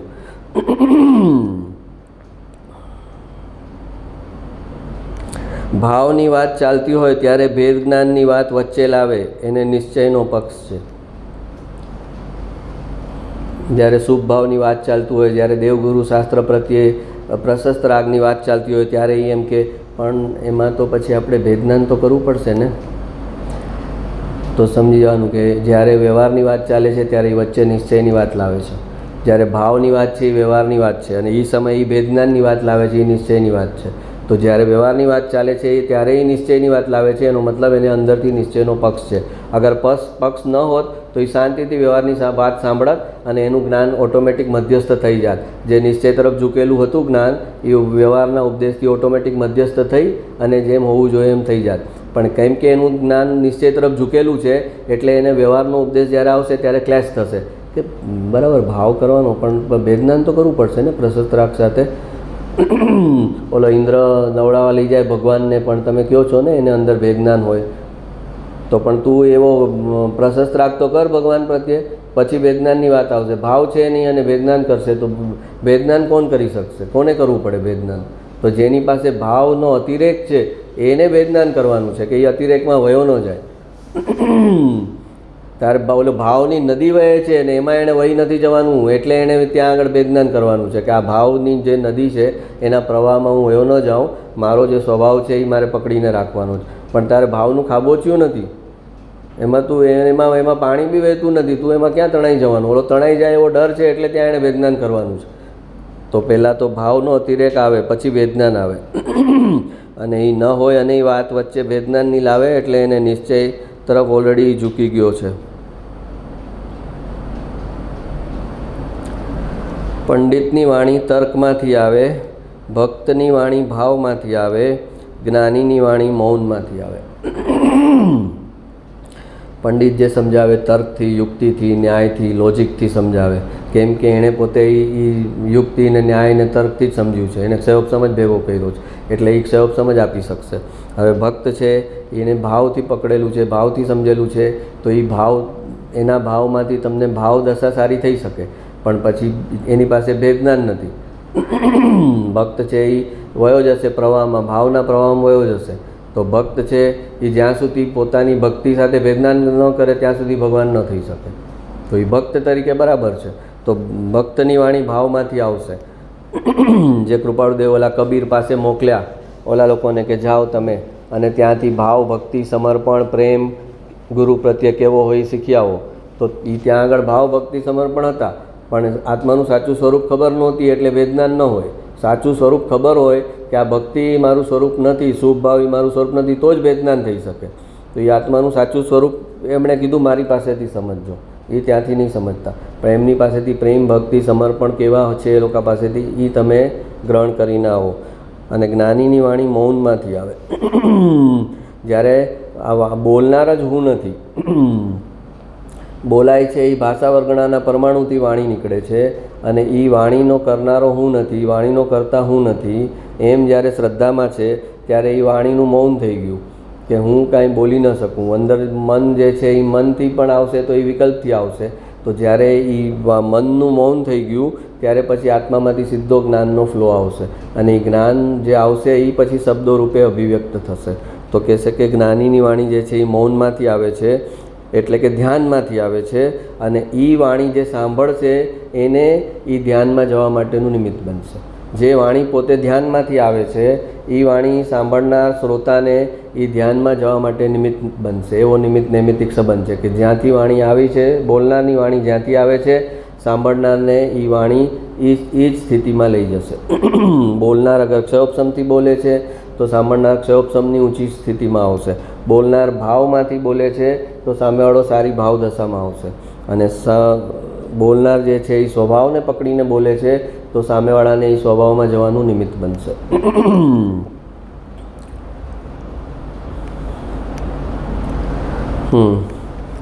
દ્રષ્ટિના નિધાન, ગુરુદેવનું વાક્ય. મિથ્યા દ્રષ્ટિ દ્રવ્યલિંગી સાધુ થયો તો પણ તેને હજુ બોજો ઉતર્યો નથી, અને સમ્યક દ્રષ્ટિને 6 ખંડના રાજ્યમાં પણ બોજો નથી. બોલો, કે છે મિથ્યા દ્રષ્ટિ દ્રવ્યલિંગી સાધુ થયો તો પણ એને હજી અંદર બોજો છે, અંદર આકુળતા છે, અને આ સમ્યક દ્રષ્ટિ 6 ખંડનું રાજ્ય ચલાવે અને એને અંદરથી બોજો નથી. કેમ કે એણે પોતાનો આત્માને પકડ્યો છે, અને પર્યાય જે છે એ તત્સમયની યોગ્યતાથી થવાની છે, એનો કરનારો હું નથી. હું જ્યાં નિમિત્ત રૂપે હઈશ ત્યાં મારાથી થશે, જ્યાં મારું નિમિત્ત નહીં હોય ત્યાં નહીં થાય. પણ એકંદરે એને ખબર છે કે બહાર જે બી ઘટિત થશે એ એની યોગ્યતાથી, તત્સમયની યોગ્યતાથી ઘટિત થશે, અને એને કરનારો હું નથી. અને કરનારો હું નથી એટલે અંદર એને શાંતિ છે. બધા જ કાર્ય કરવાના ક્ષેત્રોમાં એ ઊભો છે. 60,000 વર્ષ સુધી ભરત ચક્રવર્તી લડ્યા, અને છતાં એ કહે છે કે યુદ્ધના મેદાનમાં જ સૂર્યાસ્ત થાય એટલે શુક્લ ધ્યાનની સામાયિકમાં લીન થઈ જતા. તો જ્યારે આખો દિવસ લડતા હતા ત્યારે પણ એ લડવાના ઓલામાં નહોતા. એ લડવાનું જે થતું હતું એ ઉદયથી થતું હતું, ઉપયોગથી થતું હતું, અને એના લબ્ધમાં જે છે એ એની પરિણતિ અકર્તાપણાની એમને પડેલી હતી કે હું અકર્તા છું, હું કોઈને મારી ન શકું, કોઈ જીવાડી ન શકું, મારો કોઈ દુશ્મન નથી, મારો કોઈ મિત્ર નથી, મને કોઈ ચીજનો હર્ષ નથી, મને કોઈ ચીજનો શોક નથી, જીતમાં મને હર્ષ નથી અને હારમાં મને શોક નથી. આ ચીજ જ મારી છે નહીં. ઉદય જે છે એ મારો નથી. અજ્ઞાની ઉદયને આખો પોતાનો ગણે છે. હા, મારો ઉદય આવ્યો ભાઈ, મારો ઉદય. અને જ્ઞાની કહે છે કે દુઃખનો ઉદય મારો નથી, સુખનો ઉદય મારો નથી. ઉદયમાં મને એકત્વ જ નથી. એ આવ્યો છે ઉદય શેના માટે? એ જવા માટે આવ્યો છે. તો જે જવા માટે આવ્યો છે એને હું શું કામ મારાપણું કરું? એ વયો જ જવાનો છે, એમાં હું મારાપણું કરું તો મૂર્ખાઈ કહેવાય. અને અજ્ઞાની ઉદયને પોતાનું માને છે. દુઃખમાં એવો પોતાનું માને છે કે એમ લાગે છે આ દુઃખ હવે ક્યારેય પૂરું જ નહીં થાય, એટલે એને ડિપ્રેશન આવે છે. કેમ કે ઉદયને એને પોતાનો માયનો છે, અને જાણે કે એ પરમનન્ટ રહેશે એમ માયનું છે. દુઃખ પણ પરમનન્ટ રહેશે, તો કે અહીંયા રહેવાનું તો નથી, પણ તું માને છે દુઃખનો અંત આવવાનો જ છે. પણ એને ડિપ્રેશન કેમ આવે છે દુઃખમાં? કેમ કે એણે ઉદયને પરમનન્ટ માન્યો છે. અને જ્યારે સુખ આવે છે ત્યારે એ સુખના ઉદયને પણ પરમનન્ટ માને છે, અને સુખના ઉદયને પરમનન્ટ માને છે એટલે છકી જાય છે, અને દુઃખના ઉદયને પરમનન્ટ માને છે એટલે ડિપ્રેશનમાં આવે છે. તો જ્ઞાની કહે છે દુઃખ પણ જવા માટે આવ્યું છે, સુખ પણ જવા માટે આવ્યું છે, એટલે સુખ અને દુઃખમાં અમારે એકત્વ કરવું નથી. અમને અમારું સુખ અમારા આત્મામાંથી આવે છે, અને જે અનંતકાળ સુધી આવી શકે છે એ જ સુખમાં અમને રસ છે. આવીને જનારા સુખમાં અમને રસ નથી. આવીને જનારું જે કંઈ સુખ છે એ દુઃખરૂપ છે, એ અમે જાણેલું છે અને જન્મો જન્મ અનુભવેલું છે કે એ સુખને જો અનુભવીએ તો પછી પાછળથી કેવું દુઃખ અનુભવવું પડે છે એનો અમને અનુભવ છે. એ તમે ભૂલી ગયા છો, પણ અમને યાદ છે, એટલે અમે એ સુખમાં હવે ક્યારેય એકત્વ કરશું નહીં. એ સુખ ઉદયમાં આવ્યું હશે તો ઉદયથી ભિન્ન થઈને અમે એને જવા દઈશું. મિથ્યા દ્રષ્ટિ દ્રવ્યલિંગી સાધુ થયો તો પણ એને હજુ બોજો ઉતર્યો નથી. જ્યાં સુધી તત્વનો નિર્ણય નહીં કરે ત્યાં સુધી એનો બોજો હટી જ ન શકે. અને દ્રવ્યલિંગીને તત્વનો નિર્ણય નથી, પોતાના સ્વરૂપનો નિર્ણય નથી કે હું અકર્તા છું, શુભ ભાવ મારું સ્વરૂપ નથી, ક્રિયા કરવી મારું સ્વરૂપ નથી. આ બધો એને કોઈ તત્વનો નિર્ણય નથી. તત્વનો નિર્ણય વગર નિર્ભારતા આવી ન શકે. તત્વનો નિર્ણય થાય તો જ નિર્ભારતા આવે, કે મારે કંઈ કરવાનું જ નથી ત્યારે જ નિર્ભારતા આવે. કાંઈ પણ કરવાનું પોતા ઉપર આવ્યું તો એનું ટેન્શન આવવાનું. અને જ્ઞાની તત્વનો નિર્ણય કરી લે છે અને સમજે છે કે એક પણ પર્યાયનું બોજો મારા પર નથી. સમ્યક દર્શન કરવાનો બોજો મારા પર નથી, કેવળ જ્ઞાન કરવાનો બોજો મારા પર નથી, તો સંસારની કોઈ ક્રિયા કરવાનો બોજો મારા પર શું રાખવું? તો એટલી નિર્ભારતા આવે. તો એ સમ્યક દ્રષ્ટિ જે જીવ છે, સમ્યક દ્રષ્ટિ 6 ખંડના રાજ્યમાં પણ બોજો નથી. એને 6 ખંડના રાજ્યમાં કેટલા છળ કપટ, કેટલા કાવા દાવા, અરે 96,000 રાણીઓના જ એટલા છળ કપટ ચાલતા હોય રાજાને પોતાના તરફ ખેંચવા માટે. રાજા ઓલો માનીતી રાણી આગળ જાય છે, એને પોતાના તરફ ખેંચવા માટે રાણીઓમાં કેટલા છળકપટ ચાલતા હોય, અને એ બધા છળકપટની એને જાણ હોય, એને બધાને જીવતા હોય, અને છતાં એમાં એ નિર્ભારતાથી જીવે છે. કેમ કે એને એકત્વ જ નથી કે આ ઉદયમાં કંઈક કરી લીધું છે, પહેલાં ઉદય બાંધ્યો છે, હવે એને શાંત ભાવે એને નિર્જરા થવા દેવાની છે, એની મેળે પૂરું થઈ જશે. અને નવા ઉદયમાં એકત્વ નથી એટલે નવો આવો ઉદય આવશે નહીં. અમારું એકત્વ હવે ધ્રુવ દ્રવ્યમાં છે, ને ધ્રુવ દ્રવ્યમાં એકત્વ હોય તો નવો ભાવ આવી ન શકે. એટલે અમારે હવે આપણી ટાંકીમાં કોઈ ગંદુ પાણી ભરાઈ ગયું હોય અને આપણે નળ ખોલી દઈએ અને એ પાણી જતું હોય, પછી આપણે શાંતિથી બેસવાનું છે કે ભાઈ આ જૂનું પાણી છે એ ખાલી થઈ રહ્યું છે, મારે એમાં કંઈ કરવાનું નથી, એની મેળે ટાંકી ખાલી થઈ રહી છે. રાગના એક અંશમાં લાભ બુદ્ધિ છે ત્યાં આખા જગતનો બોજો પડ્યો છે. આ રાગ કરીશ, ઓલો દ્રવ્યલિંગી વ્રત તપ સંયમ પાળવાનો રાગ કરે, શુભ રાગ કરે ને એમ માને છે કે આનાથી મને ફાયદો છે, આનાથી મને લાભ છે, એમાં લાભ બુદ્ધિ પડેલી છે એને વ્રત તપ સંયમમાં. તો કે એક રાગમાં આટલો પણ લાભ બુદ્ધિ પડેલી હોય ત્યાં સુધી એને બોજો આવે ને એવું બને જ નહીં, એને આવવાનો જ છે બોજો. ત્યાં આખા જગતનો બોજો પડ્યો છે, જરીએ બોજો ઉતર્યો નથી. અંદરમાં પ્રવેશ કરતાં બધો બોજો ઉતરી જાય છે. અંદરમાં એ પ્રવેશ કરે છે, સ્વરૂપને જાણે છે કે એક પર્યાયને આમથી તેમ ખેંચવી શકાતી નથી, ઠસોઠસ ભરેલી છે દ્રવ્યમાં, અને એક સમયે એક પર્યાય નીકળતી જાય છે, એક સમયે એક પર્યાય નીકળતી જાય છે. અને હું એને પર્યાયને કરવાનું, પર્યાયને કાઢવાનું, મિથ્યાત્વને ટાળવાનું, સમ્યક દર્શનને લાવવાનું, આ કોઈ બોજો મારા ઉપર નથી. વ્યવહાર ઉપદેશમાં ભલે લાખ બોજાઓ આપે તમને, પણ નિશ્ચય જે સમજે છે એને સમજાય છે કે આ કોઈ બોજો મારા ઉપર નથી. મારો દ્રવ્ય, તો કે દ્રવ્યની દ્રષ્ટિ કરવાની એ બોજો છે મારા પર, તો કે એ બોજો મારા પર નથી. દ્રવ્યની દ્રષ્ટિ એના સમયે થવાની છે, એ સમય થશે. મારે મારા સહજ સ્વભાવમાં રહેવાનું છે, અને પર્યાયમાં એકત્વ મારું કરવાનું નથી. ઓટોમેટિક દ્રવ્યમાં એકત્વ થશે એટલે સમ્યક દર્શન થઈ જશે. પણ કરવાનું ભાવ જે છે એનાથી કાર્ય નહીં થાય. બધું જ કરવાનો ભાવ ટળી જશે જ્યારે, અને ખરેખરી જ્ઞાતા દ્રષ્ટા બની જશે ત્યારે થવા યોગ્ય નિર્મળ પર્યાયો એની મેળે થશે, અને એ થશે એને હું જાણીશ. હા, રાગના એક અંશમાં લાભ બુદ્ધિ પડી છે કે આ રાગ કરવાથી મને લાભ થશે એવી એની બુદ્ધિ છે. એ જ્યાં સુધી પડી છે ત્યાં સુધી એને આખા જગતનો બોજો પડ્યો છે, જરીએ બોજો ઉતર્યો નથી. અંદરમાં પ્રવેશ કરતાં બધો બોજો ઉતરી જાય છે. અહો, મુનિદશા એટલે સાક્ષાત કેવળ જ્ઞાનની તળેટી. આપણે કોઈ પહાડ ઉપર પહોંચવાનું છે ને તળેટીમાં આવી ગયા હોય તો એમ કે આ બસ આટલું, બસ હવે પહોંચી જશો, અહીંયા તળેટીમાં તો આવી ગયા. હવે પહાડ ઉપર પહોંચી જશું તો કહે છે જે મુનિ દશા છે એ કેવળ જ્ઞાનની તળેટી છે. કેવળ જ્ઞાન ઉપર છે પહાડ ઉપર, તો અહીંયા નીચે સુધી તો આવી ગયા છે. હવે આ પહાડ ચડશે અને કેવળ જ્ઞાન થઈ જશે. મુનિ દશા એટલે સાક્ષાત કેવળ જ્ઞાનની તળેટી. આનંદના અનુભવના ઝૂલે ઝૂલતા હજારો વીંછીના કરડ થવા છતાં કે 48 ગાઉના મોટા અવાજ આદિ થવા છતાં તેની જેને ખબર રહેતી નથી ને આનંદમાં ઊંડા ઉતરી ક્ષણમાં કેવળ જ્ઞાન લઈ લે એ અદ્ભુત મુનિ દશાની સે વાત ધન્ય દશા છે. કે છે કે મુનિ દશામાં એને હજારો વીંછી એક સાથે કરડે એના શરીરને તો પણ અહીં શુક્લ ધ્યાનમાં હોય ત્યારે એને ખબર ન પડે કે મારા શરીરને વીંછી ડંકી રહ્યું છે. અથવા તો 48 ગાઉ સુધી અવાજ સંભળાય, એટલો જોરદાર વિસ્ફોટ થાય કે 48 ગાઉ સુધી એનો અવાજ જાય, એટલો વિસ્ફોટ એની બાજુમાં થાય તો પણ એને ખબર ન પડે એ ધ્યાનમાં હોય તો કે આ થયું. તો કે એ મુનિ દશાની શું વાત કે એ ધ્યાનમાં એવા ખોવાયેલા છે કે એને હજાર વીંછી કરડે એના શરીરને તો પણ એને ખબર ન પડે, અને 48 ગાઉ દૂરનો અવાજ હોય, એટલો મોટો અવાજ થાય તો પણ એને ખબર ન રહે. એવા આનંદમાં ઊંડા ઉતરી ક્ષણમાં કેવળ જ્ઞાન લઈ લે એ અદ્ભુત મુનિ દશાની સી વાત.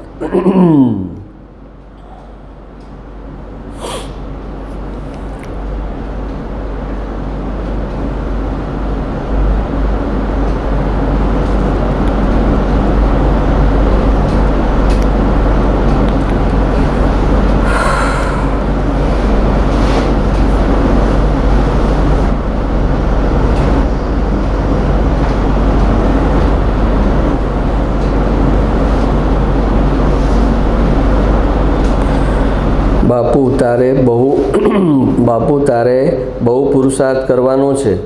હરિહરાદી પણ પાછા પડ્યા, પૂરા પહોંચી શક્યા નહીં. તારે તો શરૂઆત કરવાની છે, તારે પ્રભુને ઘેર પહોંચવાનું છે, તેથી તારે તો બહુ પુરુષાર્થ જોઈશે.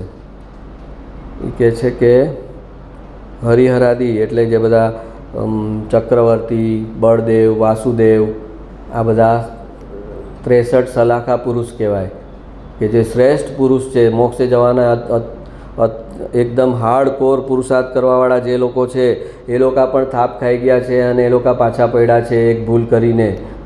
જેમ કે સમજો કૃપાળુદેવ જેવા મહાવીર સ્વામીના શિષ્ય હતા અને એક ભૂલ કરીને છેટ 11મા ગુણસ્થાનથી નીચે આવી ગયા મિથ્યાત્વમાં. તો કે આવા ધુરંધર લોકો હતા માર્ગમાં, એ લોકો પડી ગયા છે નીચે. જરાક સાવધાની એણે આમથી તેમ કરી તો તારે તો હજી પુરુષાર્થની શરૂઆત કરવાની છે. ઓલા લોકોએ તો ક્યાંના ક્યાં આગળ નીકળી ગયા હતા, સમ્યક દર્શન પહોંચી ગયા હતા ને ત્યાંથી પડ્યા છે નીચે. તો તારે તો હજી એ જ કરવાનું છે. તો તારે કેટલો બધો પુરુષાર્થ જોશે. તો કહે છે કે બાપુ તારે બહુ પુરુષાર્થ કરવાનો છે.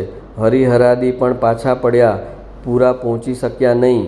તારે તો શરૂઆત કરવાની છે, તારે પ્રભુને ઘેર પહોંચવાનું છે, તેથી તારે તો બહુ પુરુષાર્થ જોઈશે. એમ કે ઓલા 90% છોકરા હતા અને એણે IITની એક્ઝામ આપીને ફેલ થઈ ગયા છે. એનો નંબર નથી લાગ્યો. તો તારે તો અહીંયા આગળ જ 70-80% પર છે, તો ત્યાં તારે કેટલી મહેનત લાગશે.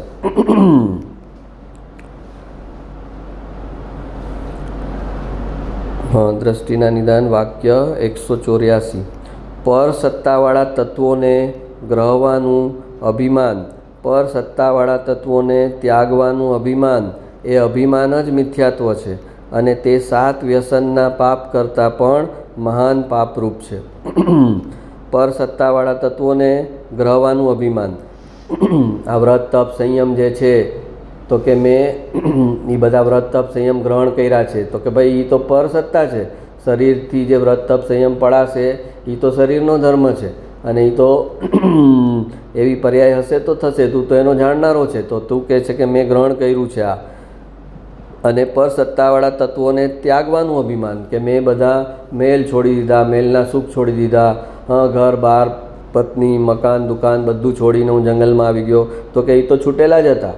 એ તો પર સત્તાવાળી ચીજ હતી. તારી સાથે એકમેક ક્યાં થઈ હતી? તારી પર્યાયમાં ક્યાં આવી હતી કોઈ વસ્તુ? તો જે તારી પર્યાયમાં નહોતી એને છોડવાનું અભિમાન કરે છે તું, અને જે તારી પર્યાયમાં આવ્યું જ નથી એને મેં ગ્રહણ કર્યાનું અભિમાન કરે છે. અને એ જે અભિમાન કરે છે એ જ મિથ્યાત્વ છે.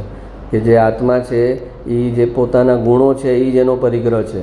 એ ગુણોને ગ્રહણ બી નથી કરતો નવા, અને જે છે એને છોડી બી નથી શકતો. બસ અહીંયા એની મર્યાદા છે. પણ કોઈ પર વસ્તુને કે કોઈ રાગને કે કોઈ વ્રત તપ સંયમને કે કોઈ બહારની વસ્તુને એ ગ્રહણ કરી શકતો નથી, અને જે પોતાની છે એને છોડી શકતો નથી. તો આ તો બંને બાજુ અભિમાન કરે છે. મેં આ છોડ્યું એનું અભિમાન, અને મેં આ ગ્રહણ કર્યું, મેં દીક્ષા લીધી અને હું નગ્ન દિગંબર થયો, તો એ મેં ગ્રહણ કરી દીક્ષા, દિગંબર દીક્ષા મેં ગ્રહણ કરી. તો તે ગ્રહણ કરી કે એવો ઉદય હતો, એ તો બહારનો ઉદય છે. તો કહે છે કે જે બી પર સત્તાવાળું છે એને છોડવાનું અભિમાન ન કર, અને એને ગ્રહણ કરવાનું અભિમાન ન કર કે મેં એને ગ્રહણ કર્યું છે. ઓલા કોઈને ખરાબ આદત ન હોય, કાંઈ વ્યસન ન હોય, તો એમ વ્યસનની વાત આવે તો એમ અંદર થાય ને હા મારે તો કોઈ વ્યસન નથી, મારે તો નાનપણથી કોઈ વ્યસન નથી. પણ તો બીડી સિગરેટ દારૂ તંબાકુ કોઈ ચીજની આપણને આદત નથી. પણ આવે ભાઈ નશો બધાને અલગ અલગ હોય છે, કે ખાલી નશો એટલે કે બીડી સિગરેટ તંબાકુ અને ઓલું દારૂ એટલો જ નશો થોડી છે. કોઈને પૈસા કમાવાનો નશો હોઈ શકે, કોઈ ઓલો LICમાં છે તો કે મારા એજન્ટો બનાવતો જાઉં, બનાવો 100 મહિના 200 મહિના 300 મહિના એનો નશો છે. તો નશો તો દરેક વ્યક્તિ અલગ અલગ પ્રકારે કરે છે. કોઈને ક્રિકેટ રમવાનો નશો છે, કોઈને તો જ્યાં કોઈ કહે કે હું MLA બનવું તો મજા આવી જાય, કોઈ થાય કે MP બનવું તો મને મજા આવી જાય. તો નશો તો દરેક વ્યક્તિ અલગ અલગ પ્રકારે કરી રહી છે. તો એ તારા નશાને તું જો ને, તારા ઓલા વ્યસન નથી એને શું કામ જોઈ, પણ તને કઈ ચીજ રિપીટેડલી કરવી પડે છે એ તારો નશો. કઈ ચીજ રિપીટેડલી તને કરવી પડે છે ને જેમાં તને મજા આવે છે તો એ તારો નશો. પછી કોઈ પણ વસ્તુ હોઈ શકે. TV જોવામાં કોઈ 8 કલાકનો નશો આવતો હોય છે, અને TV તમે જે ચીજ તમારે બંધ થાય અને તમને ડિપ્રેશન આવે કે જરાક આકુળતા થાય એટલે સમજવાનું કે એ ચીજની મને વ્યસન થઈ ગયું છે. જે ચીજ તમારી છૂટે અને એનાથી તમને આકુળતા થાય, તમને લાગે કે આ બરાબર નથી. કોઈને બહાર હરવા ફરવાનું રખડવાનો મજા હતી, તો આ 1-1.5 વર્ષમાં એ બિચારો એનો નશો ઉડી ગયો, તો એ પરેશાન છે કે હરવા ફરવાનું રખડવાનું બંધ થઈ ગયું છે ટોટલ. તો નશા ખાલી એક જ નથી કે જે બહાર દેખાય એ નશા નથી. નશા અનેક પ્રકારે છે. બોલો શેઠ હોય, નોકર ઉપર એની હુકુમત ચાલતી હોય એનો નશો હોય, સમાજમાં વડીલ તરીકે હોય કે કોઈ પ્રતિષ્ઠિત વ્યક્તિ તરીકે હોય, 5 જણા એને પૂછવા આવતા હોય તો એનો એને નશો હોય કે આપણો એ પૂછીને બધા કરે, મને પૂછ્યા વગર કોઈ કાંઈ ન કરે. તો નશો તો તું તારો નશો શોધી લે. નશો ન હોત તો તું શિલા પર હોત. કોઈ ચીજનો જો તને નશો ન બેચો તો તું શિલા પર હોત. તો તું તારો નશો શોધી લે ને એના ઉપર વર્ક કર. તને ક્યાં નશા નથી એનું ગુમાન ન કર, પણ હજી ક્યાં નશા છે સૂક્ષ્મ રૂપે એની તપાસ કર અને એને શોધ કે મને કઈ ચીજ કરવામાં મજા આવે છે. કે પોતાનો દીકરો આનું કેરિયર બને એનો નશો હોય કોઈને નાનપણથી, કે આને આપણે IITમાં એન્જિનિયર બનાવવો જ છે. એ 15 વર્ષથી એનો નશો ચાલતો હોય, એનો ઓલો બને ત્યારે એ નશો ફૂલફિલ થાય એનો. તો નશો કોનો ક્યાં છે એ મહત્ત્વનું છે. તો કહે છે કે પર સત્તાવાળા તત્વોને ગ્રહવાનું અભિમાન, પર સત્તાવાળા તત્વોને ત્યાગવાનું અભિમાન, એ અભિમાન જ મિથ્યાત્વ છે, અને તે 7 વ્યસનના પાપ કરતાં પણ મહાન પાપરૂપ છે. 7 વ્યસન જે છે એના કરતાં પણ આ જે ગ્રહણ અને ત્યાગનું અભિમાન છે એ વધારે મહાન પાપરૂપ છે.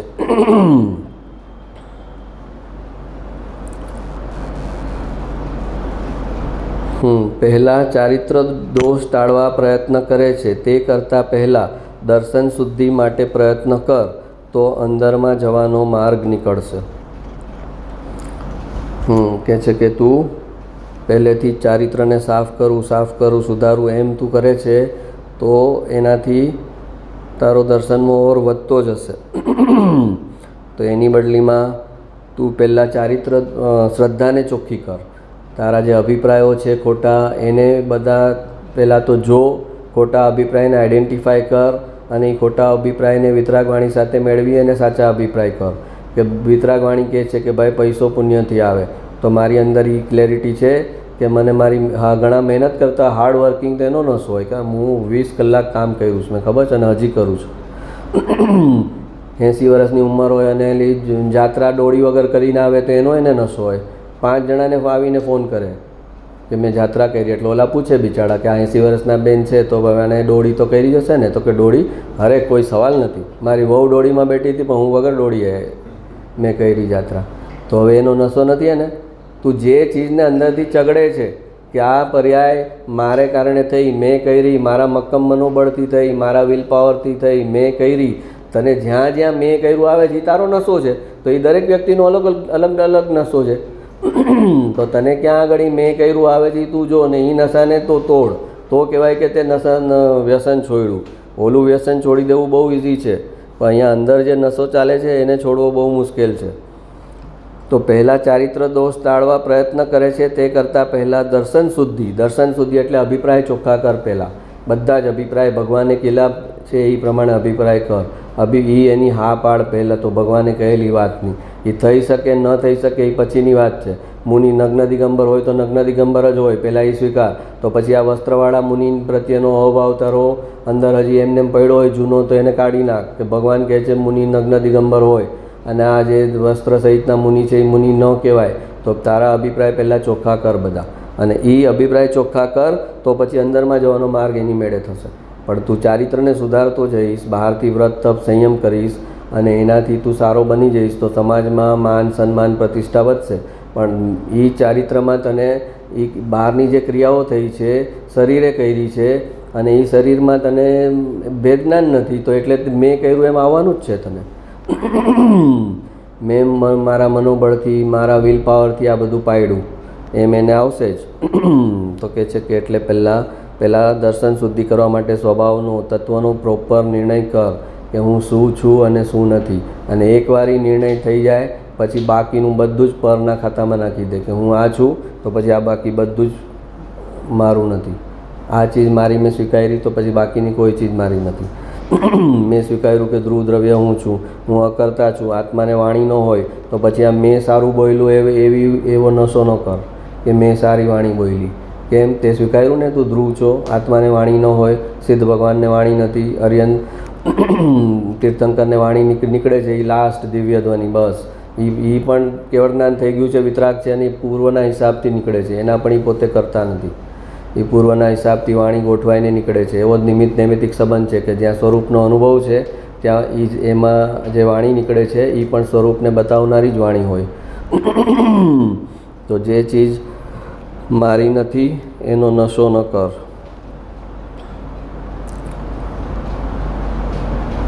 છોકરાનું કેરિયર બને ને એમાં નશો મા બાપને થતો હોય છે. હા, કેમ? ને તારી જિંદગી હતી ને ત્યારે તારું કેરિયર બનાવવું હતું ને તારે એનો નશો કરવો હતો તોય કંઈક કહેવાય કે આ વ્યાજબી વાત છે કે પોતાની જિંદગી હતી એમાં પોતે એક ટાર્ગેટ ફિક્સ કર્યું હતું અને એ અચીવ કર્યું ને એનો નશો કર્યો. હવે પોતે બધા ટાર્ગેટમાં જ્યાં ફેલ થયો છે એ બધા ટાર્ગેટ પોતાના છોકરાઓ પર નાખે છે, સંતાનો પર નાખે છે.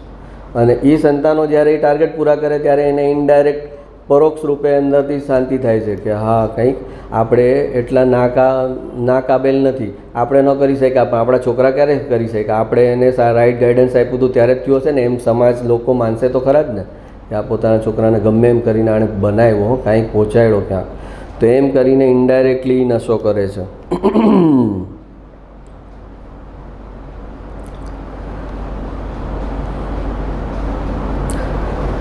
બહારના ઝાઝા જ્ઞેયો જોવાની એને એવી ટેવ પડી ગઈ છે કે જેથી એને એકરૂપ સ્વજ્ઞેયમાં આવતા ભાર લાગે છે, કઠણ લાગે છે. જ્યારે આત્મા તરફ જવાનું છે તો પછી એને બાકીના પર્યાય છોડી દેવાની છે. એટલે એમાં જેટલી વિવિધતા છે એ પર્યાયમાં છે. દ્રવ્યમાં કોઈ વિવિધતા નથી. એવું ને એવું જ છે, એવું ને એવું જ છે, એવું ને એવું જ છે.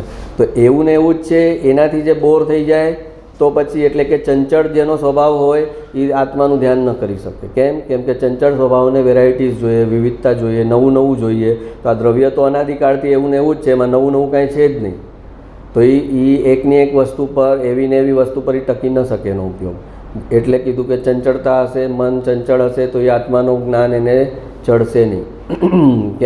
કેમ કે આત્માનું જ્ઞાન લઈ અને આત્મામાં જવાનું છે. એની આત્મા અનાદિકાળથી એવો ને એવો જ છે, કાંઈ બદલાતો પણ નથી. તો તમારી બ્લેન્ક સ્ક્રીન છે એ એમને એમ જ સ્ક્રીન હોય ને એને તમારે જોયા કરવાની છે. પિક્ચર ચાલુ નથી તો તમે કેટલી વાર જોઈ શકશો? અને પિક્ચર જે હોય 3 કલાક ચાલુ છે તો પિક્ચર એક પછી એક અલગ અલગ આવે છે તો એમાં મન લાગી જાય છે. કેમ કે વિવિધતા છે. તો કહે છે કે આ વિવિધતાનો જેને નશો છે, આ વિવિધતાનો નશો છે. તો નશો તો એક જગાએ છે. એ સમજે છે કે મને પૂછો આપણે કોઈ ચીજનો આદત નથી, આપણે કોઈ ચીજનો નશો નથી. એ જેને નશો નથી ને એ જે નશા કરે છે ને એ ઓલા નથી કરતા એવા નશા કરે છે. ઓલાના નશા તો દેખાય છે સ્થૂળ રૂપે, અને ઓલાની નજર તો બિચારાની ઝૂકેલી જ રહે કે એ નશો કરે છે એટલે એની નજર ઝૂકેલી રહે કે ભાઈ આપણે એની અંદર પામરતાનો ભાવ આવે કે આપણે તો આવી આદતો છે આપણને, અને આને એવી આદતો નથી એટલે એ તો એક તો એનો અંદર કોલર ટાઈટ હોય, પણ એને જે અંદર આદતો છે ને એ નશા સાફ કરવામાં એના 50 જન્મે બી નશા સાફ નહીં થાય. ઓલાનું તો 1 કે 2 જન્મમાં છૂટી જ હશે, કેમ કે બહારના નશા કરવામાં શરીર ઉપર આવવાનું જ છે, એને સંયોગો ઉપર આવવાનું જ છે, ક્યાંક નહીં ને ક્યાંક એને શરીર પર અસર આવશે, સંયોગ પર અસર આવશે, એટલે એને છૂટવાનું જ છે, એની લિમિટ છે. પણ અંદરના જે સૂક્ષ્મ નશા છે ને એ અનલિમિટેડ છે, એ કરતો પણ રહે અને કોઈને ખબર બી નથી પડતી કે કરે છે. બહારના ઝાઝા જ્ઞેયો જોવાની એને ટેવ પડી ગઈ છે કે જેથી એને એકરૂપ સ્વજ્ઞેયમાં આવતા ભાર લાગે છે, કઠણ લાગે છે. બહારના ઝાઝા જ્ઞેયોમાં એને ભરેલું લાગે છે, અને એકરૂપ જ્ઞેયોમાં અંદરમાં જવું તેને ખાલી જેવું લાગે છે. પણ ખરેખર તો બહારના ઝાઝા જ્ઞેયો ખાલીખમ છે, એક સ્વજ્ઞેયમાં જ ભરેલું છે. બહારના જેટલા જ્ઞેયો છે એમાંથી તને કાંઈ મળવાનું જ નથી, તને એ ભરેલું લાગે છે. ઓલા રાજાનો ખજાનો ડિસ્પ્લે મૂક્યો છે, બધા જોવા જાય છે તો જ્યાં પણ તને એમાંથી કાંઈ મળવાનું નથી. સોના, હીરા, માણેક, મોતી બધું ડિસ્પ્લેમાં છે, તારે જોઈને આવી જવાનું, તો એમાં એને ભરેલું લાગે છે. એને મળવાનું કાંઈ નથી. એક્ઝિબિશનમાં જોઈને આવશે ઘરે શું હીરા હતા, શું મોતી હતા, હા, એમાંથી તને મળવાનું જ કાંઈ, તો કે ના, તો કે એ ભરેલું લાગે. એના કરતાં અંદર જઈશ તો બધા હીરા, માણેક, મોતી બધું જ અહીંયા પર્યાયમાં પ્રગટવાનું છે. શ્રી બેનને ઓલા હીરા બજારનો વેપારી આવ્યો હતો અને એનું સ્વાગત કરવા માટે આવ્યો તો એના પગમાં આટલા હીરાના થોક આમ મૂકી દીધા. એ આટલા બધા હીરા લાવ્યો તો એના સ્વાગતમાં એના ચરણોમાં મૂકી દીધા. તો કે ભાઈ અહીંયા તારી આત્માની અંદર જઈશ તો એ બધી ચીજ ત્યાં આગળ બાય પ્રોડક્ટમાં છે. હવે એમાં ત્યાં આગળ કોઈ બોલે કે અરે આવી રીતે હીરા એને અપાય જ નહીં, અને અપાય તો શ્રી બેને લેવાય જ નહીં, હા, એમ કરે તો શું થાય? તો કે આપનારો આપે છે, લેનારો લે છે, અને તું એમાં વચ્ચે તારો અભિપ્રાય આપે છે કે આપનારાએ અપાય નહીં, લેવાનારાએ લેવાય નહીં, એટલે તારા આવતા ભાવમાં આપવાના અને લેવાના બંને અંતરાય બનશે. શ્રી બેને લીધા હોય કે ભાઈ આનો ભાવ સાચવવા લીધા હોય કે આ બિચારોએ આટલું કીધું છે, હવે આને બધાની સામે હું એનું ઠુકરાવીશ તો એને ઇન્સલ્ટ લાગશે, તો હું મૂકી દઉં ને શું ફરક પડે? આ જ્ઞાનીને હીરા સાથે દ્વેષ પણ નથી ને રાગ પણ નથી કે રાખી જા, તો કે રાખી જા ભાઈ, રાખી જા, હું એનો કાંઈ પછી રસ્તો કરીશ. એને જે કે હું નહીં જ લઉં તો એને દ્વેષ છે, એને લાગે કે આ હીરા આવશે તો જાણે મારી અંદરનો વૈરાગ્ય વયો જશે. તો અરે ભાઈ 6 ખંડનું રાજ્ય ભોગવીને વૈરાગ્ય નથી જતો, તો હીરામાં આવીને શું વૈરાગ્ય વયો જશે?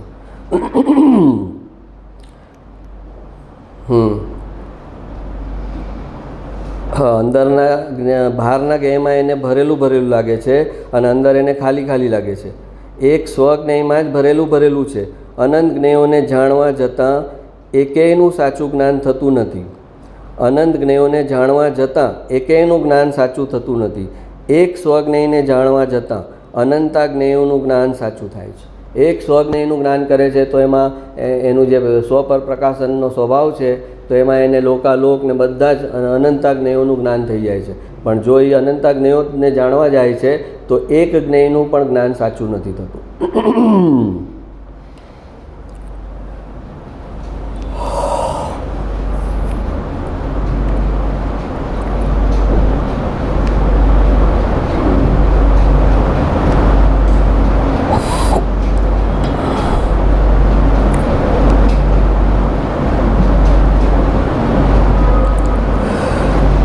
દ્રષ્ટિના નિદાન વાક્ય 264.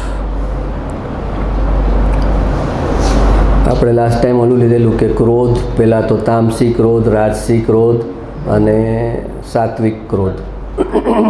એમાં કીધેલું કે આ ગુરુદેવે સંપ્રદાય છોડ્યો સ્થાનકવાસી અને કીધું કે આમાં ધર્મ છે જ નહીં આ સંપ્રદાયમાં, તો એક પ્રકારે એ ક્રોધ કહેવાય, એ દ્વેષ કહેવાય, અને હું દીક્ષા છોડી દઈશ એ જે નિર્ણય લીધો એ વ્યવહારમાં તો એ દ્વેષ જ કહેવાય, ક્રોધ જ કહેવાય. સૌથી પહેલું એમણે રાજકોટમાં એકવાર એલાન કર્યું જ્યારે સંપ્રદાયમાં જ હતા. સમયસારની ગાથાઓ લીધી તો બધા પૂછવા લાગ્યા કે અરે કયું શાસ્ત્ર છે, આ કયું શાસ્ત્ર છે? તો કીધું કે ભાઈ આ તો દિગંબરનું શાસ્ત્ર છે.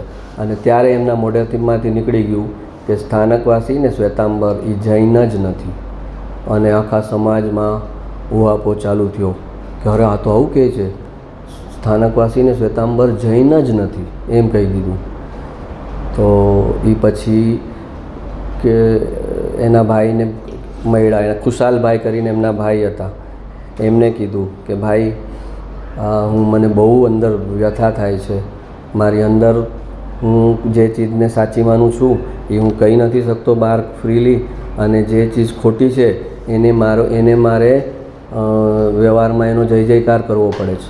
સ્થાનકવાસીમાં છું એટલે મારે સ્થાનકવાસીની વાહ કરવી પડે છે, કેટલી જગાએ મને કરવી નથી તોય. તો આ માયાચારી મારાથી નહીં થઈ શકે. તો ખુશાલભાઈ પહેલી વાર સાંભળ્યું ત્યારે તું હલી ગયા કે મારે દીક્ષા છોડવી છે. તો કે આ શું બોલો છો તમે, ખબર છે કેટલી ધમાલ થઈ જશે, અને તમારી એટલી મોટી પ્રતિષ્ઠા છે, એટલા લોકો તમારી પાછળ છે, અને એને જે ઠેસ પહોંચશે તમે આ દીક્ષા છોડવાનું કહેશો, સમાજમાં વિદ્રોહ થઈ જશે, તમે શાંતિ રાખો થોડું. એમ કરીને 3 વર્ષ કઢાવડાવ્યા ખુશાલભાઈએ કે થોડું સ્ટેજ બનવા દો, થોડા લોકોને મેન્ટલી પ્રિપેર્ડ જ થઈ જવા દો કે આ સંપ્રદાયમાં છે છતાં છે જ નહીં, આ છે ખરા પણ છે નહીં. એમ કરીને 3 વર્ષ કાઢ્યા. એ પછી એકવાર ગુરુદેવને પૂછ્યું કે તમે આટલી મોટી હિંમત કેવી રીતે કરી, સંપ્રદાયની સામે જવું એટલે કોઈ મજાક વાત નથી, તમે ક્યાંય ન રહ્યો, એટલો વિદ્રોહ અને આટલું હિંમત તમે કેવી રીતે કરી શક્યા આટલી હિંમત. તો એમણે કીધું કે ત્રણ જણાનો હકાર આવ્યું એને કારણે હું કરી શક્યો. અને એ 3 હકાર આપનારા હતા, એક હરિભાઈ ભાયાણી, બીજા હતા હીરાભાઈ દામાણી, અને ત્રીજા હતા હરગોવિંદભાઈ મોદી. આ 3 જણાએ મને કીધું કે અમે તમારી સાથે છેલ્લા શ્વાસ સુધી રહીશું, તમારા પગલાંમાં અમે તમારી સાથે રહીશું, તમારો સાથ નહીં છોડીએ. અને એને કારણે મેં હિંમત કરીને આ ચીજ કરી છે. એમાં મૂળ સૌથી પહેલો સપોર્ટ આપનારા આ હરિભાઈ ભાયાણી, અને એમણે એમના માટે સોનગઢથી આગળ એક બીજું ગામ છે,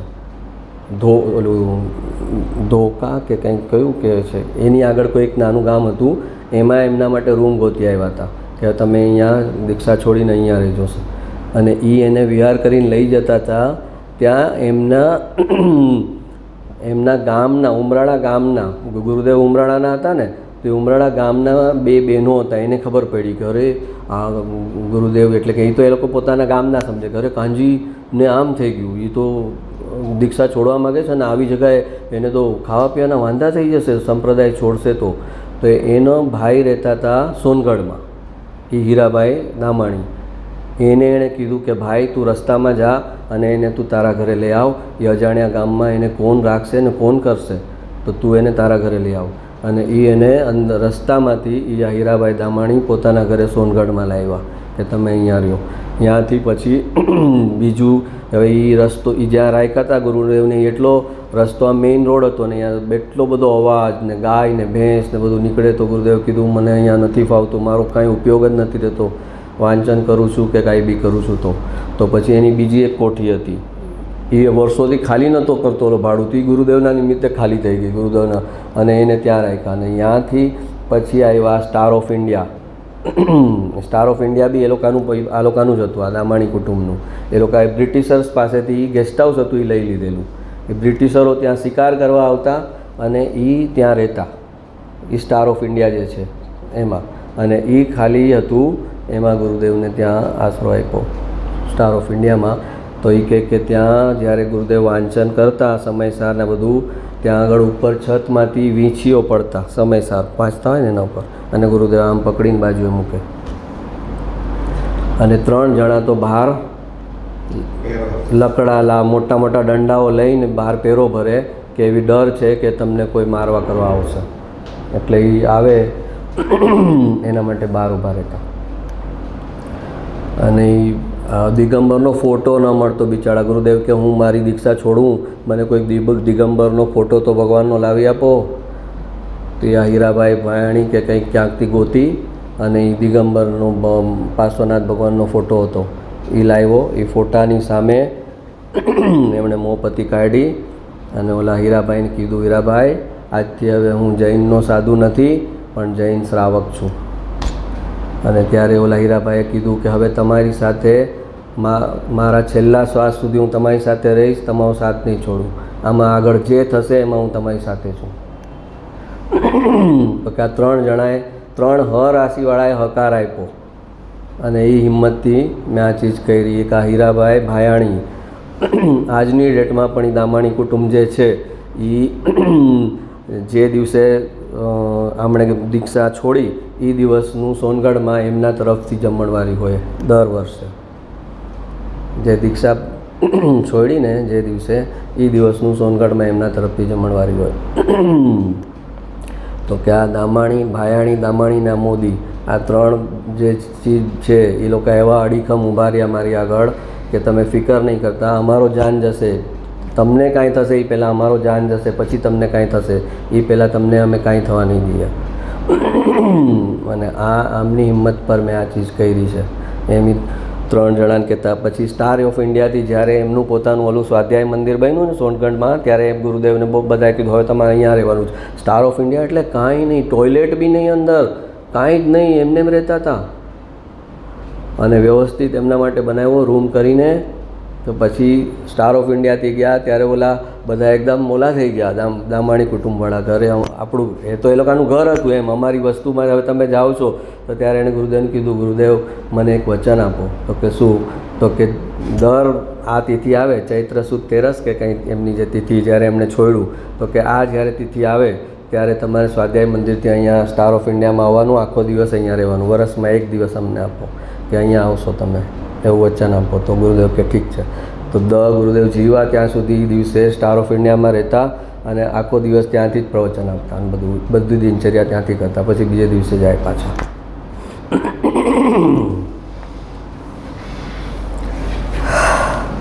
દિગંબર સંતોએ વસ્તુ કહી છે, બીજો કહી શકે જ નહીં. અન્ય મતમાં આ વાત હોય જ નહીં. કેવળ જ્ઞાનના સાધકોએ કેવડીના પેટ ખોલી નાખ્યા છે. કહે છે કે આ વસ્તુ બહાર આપવાની તાકાત કોઈની નથી. એ તાકાત જે છે એ દિગંબર સંતોની તાકાત છે. દિગંબર સંતોએ વસ્તુ કહી છે, બીજો કહી શકે જ નહીં. અન્ય મતમાં વાત હોય જ નહીં. અન્ય મત આ કહી જ ન શકે. દ્રવ્ય ગુણ પર્યાયનું આટલું બારીકાઈથી જે સમજાવેલું છે એ દિગંબર સંતો અને એના શાસ્ત્રોમાં બચેલું છે. બાકી સ્થાનકવાસી દેરાવાસી અન્ય મતમાં મૂકી દીધા. તો મોક્ષ માર્ગ પ્રકાશકમાં ટોડરમલજીએ અન્ય મતનું લિસ્ટ આપ્યું છે કે આ અન્ય મત કહેવાય. જેમ કે બૌદ્ધ, વૈષ્ણવ, આ પંજાબી, સિંધ જે બી હોય બીજા ધર્મ, અન્ય ધર્મ, તે અન્ય મતમાં દેરાવાસી સ્થાનકવાસી છે.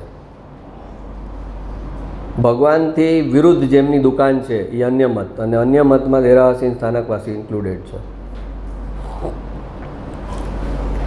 તો હવે આ ખોટું છે એમ કહેવું તો એ ક્યારે એને એ સાત્વિક ક્રોધ કર્યો કે આ નથી, આ ખોટું છે તમારું, એ ત્યાં સાત્વિક ક્રોધ કર્યો ને ત્યાં એ સંભાવમાં રહે. મારે તો દિગંબર, સ્થાનકવાસી, દેરાવાસી બધાય સરખા, બધાય પરમાત્મા મોક્ષે જવાના જ માર્ગ બતાવે છે ને, અને બધા જ શુદ્ધાત્મા જ છે, બધા જ સિદ્ધ સમાન છે. દેરાવાસીના ટ્રસ્ટી, સ્થાનકવાસીના ટ્રસ્ટી બધાય સિદ્ધ સમાન જ છે ને. તો મારે તો કોઈ વસ્તુ કાંઈ ન બોલાય. તો કે એ સાત્વિક ક્રોધ પહેલાં વિતરાગ થતાં પહેલાં સાત્વિક ક્રોધ આવે, પછી વિતરાગતા આવે. જેને અધર્મ જોઈએ, અન્યાય જોઈએ, અનીતિ જોઈએ અને જેનું લોહી નથી ઉકળતું એ વિતરાગ થઈ જશે. જે ભૂમિકામાં જે રાગ હોવો જોઈએ એ રાગ જેને નથી એ વિતરાગ થઈ જશે. કેવી રીતે થશે? ભૂમિકા અનુસારના રાગમાંથી પસાર થવું પડે છે અને પછી વિતરાગતા આવે છે. એને પાર કરીને સીધો ભૂમિકા અનુસારનો રાગ ઉડાવી દે અને કે હું વિતરાગ, તો એમ વિતરાગ કોઈ થયું નથી. તો ગુરુદેવ જ એમ કહે ને, હું તો મને તો સમ્યક દર્શન થઈ ગયું છે, હું શું કામ હવે આવી બધા લડાઈ લડું કે દેરાવાસી ખોટા, સ્થાનકવાસી, આ કોના માટે કહ્યું? એને શું ફરક હતો? એણે તો સંપ્રદાયમાં રહીને સમ્યક દર્શન કરી લીધું. સંપ્રદાયમાં રહીને એમણે સમ્યક દર્શન કરી લીધું. તો પછી એને શું જરૂર હતી? હવે પોતાના બધા બહુ ખબર પડી ગયા હતા કે મારે હવે કાંઈ જ દુઃખ નથી, દેવલોકના ભવ છે અને મોક્ષનો ભવ છે, બસ હવે પછી 4 ભવ છે, ચારેય બહુ બધા સુખના ભવ છે. તો હું શું કામ ચિંતા કરું કે પાછળવાળાને બતાવું કે આ ખોટા છે ને આ ખોટા છે ને? તો કે એ પાછળનું વિચાર્યું કે પાછળવાળાને અત્યારે હું બતાવીશ ને તો એ લોકોને ભરોસો રહેશે, સ્ટ્રેન્થ રહેશે કે ખરેખર આ ખોટું છે. નહીંતર હું નહીં બોલું તો પાછળવાળા બધા ભટકી જશે.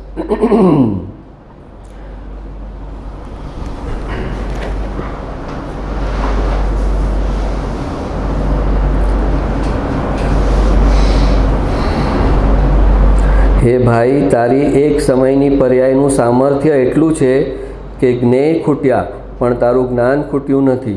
તો આખા દરિયાની તો શું વાત, એક અંશની આટલી બેહદતા તો આખા અંશીની તાકાતનું શું કહેવું. કહે છે કે તારી એક સમયની પર્યાયનું સામર્થ્ય કેવું, તો કે 3 લોક 3 કાળને આમ પ્રત્યક્ષ જાણી લે એક સમયમાં. એક ચીજ પણ ન જણાય એવી ન રહે. જ્ઞેય ખૂટ્યા પણ તારું જ્ઞાન ખૂટતું નથી. એમ કહે છે કે આ 3 લોક છે ને, એવા 30,000 લોક હોય તો પણ જ્ઞાનને માટે જાણવું એટલું સહેલું છે કે જેમ હાથમાં આમળો હોય અને કોઈ જાણે કે આ આમળો છે, બહુ સરસ છે, એવી રીતે એ જાણી લે. આવા 3 લોક છે, 30,000 લોક હોય તો પણ જ્ઞાનની પર્યાય એક સમયમાં જાણી લે એવી આત્માની તાકાત છે. એટલે કહે છે જ્ઞેય ખૂટ્યા પણ તારું જ્ઞાન ખૂટ્યું નથી. જ્ઞાન તો એમ કહે છે લાવો, હજી શું છે, લાવો, બસ 3 લોકમાં પતી ગયું, 3 લોક 3 કાળ, હવે કાંઈ આનાથી આગળ કાંઈ નથી. તો કે કાંઈ નથી. લ્યો, મારું તો 1% જ્ઞાન ન વપરાણું, જેટલી મારી તાકાત છે એનું 1% ન વપરાણું આટલું જાણવામાં.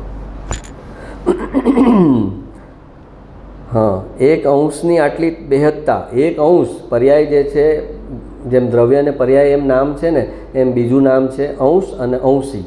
અંશ એટલે પર્યાય અને અંશી એટલે દ્રવ્ય. તો કહે છે કે એક અંશની આટલી બેહદતા તો આખા અંશીની તાકાતનું શું કહેવું. એક પર્યાયની આટલી તાકાત, બેહદતા, તો પછી આખા દ્રવ્યની શું વાત કરવી. એટલે એ અહીંયા આગળ આ નામ છે અલગ અલગ, જેમ દ્રવ્ય, પર્યાય, પછી આપણે કહીએ દ્રવ્ય સામાન્ય અને પર્યાય વિશેષ. એમ જેમ છે સામાન્ય, વિશેષ, દ્રવ્ય, પર્યાય, એવી રીતે આ નામ છે અંશ એટલે પર્યાય અને અંશી એટલે દ્રવ્ય.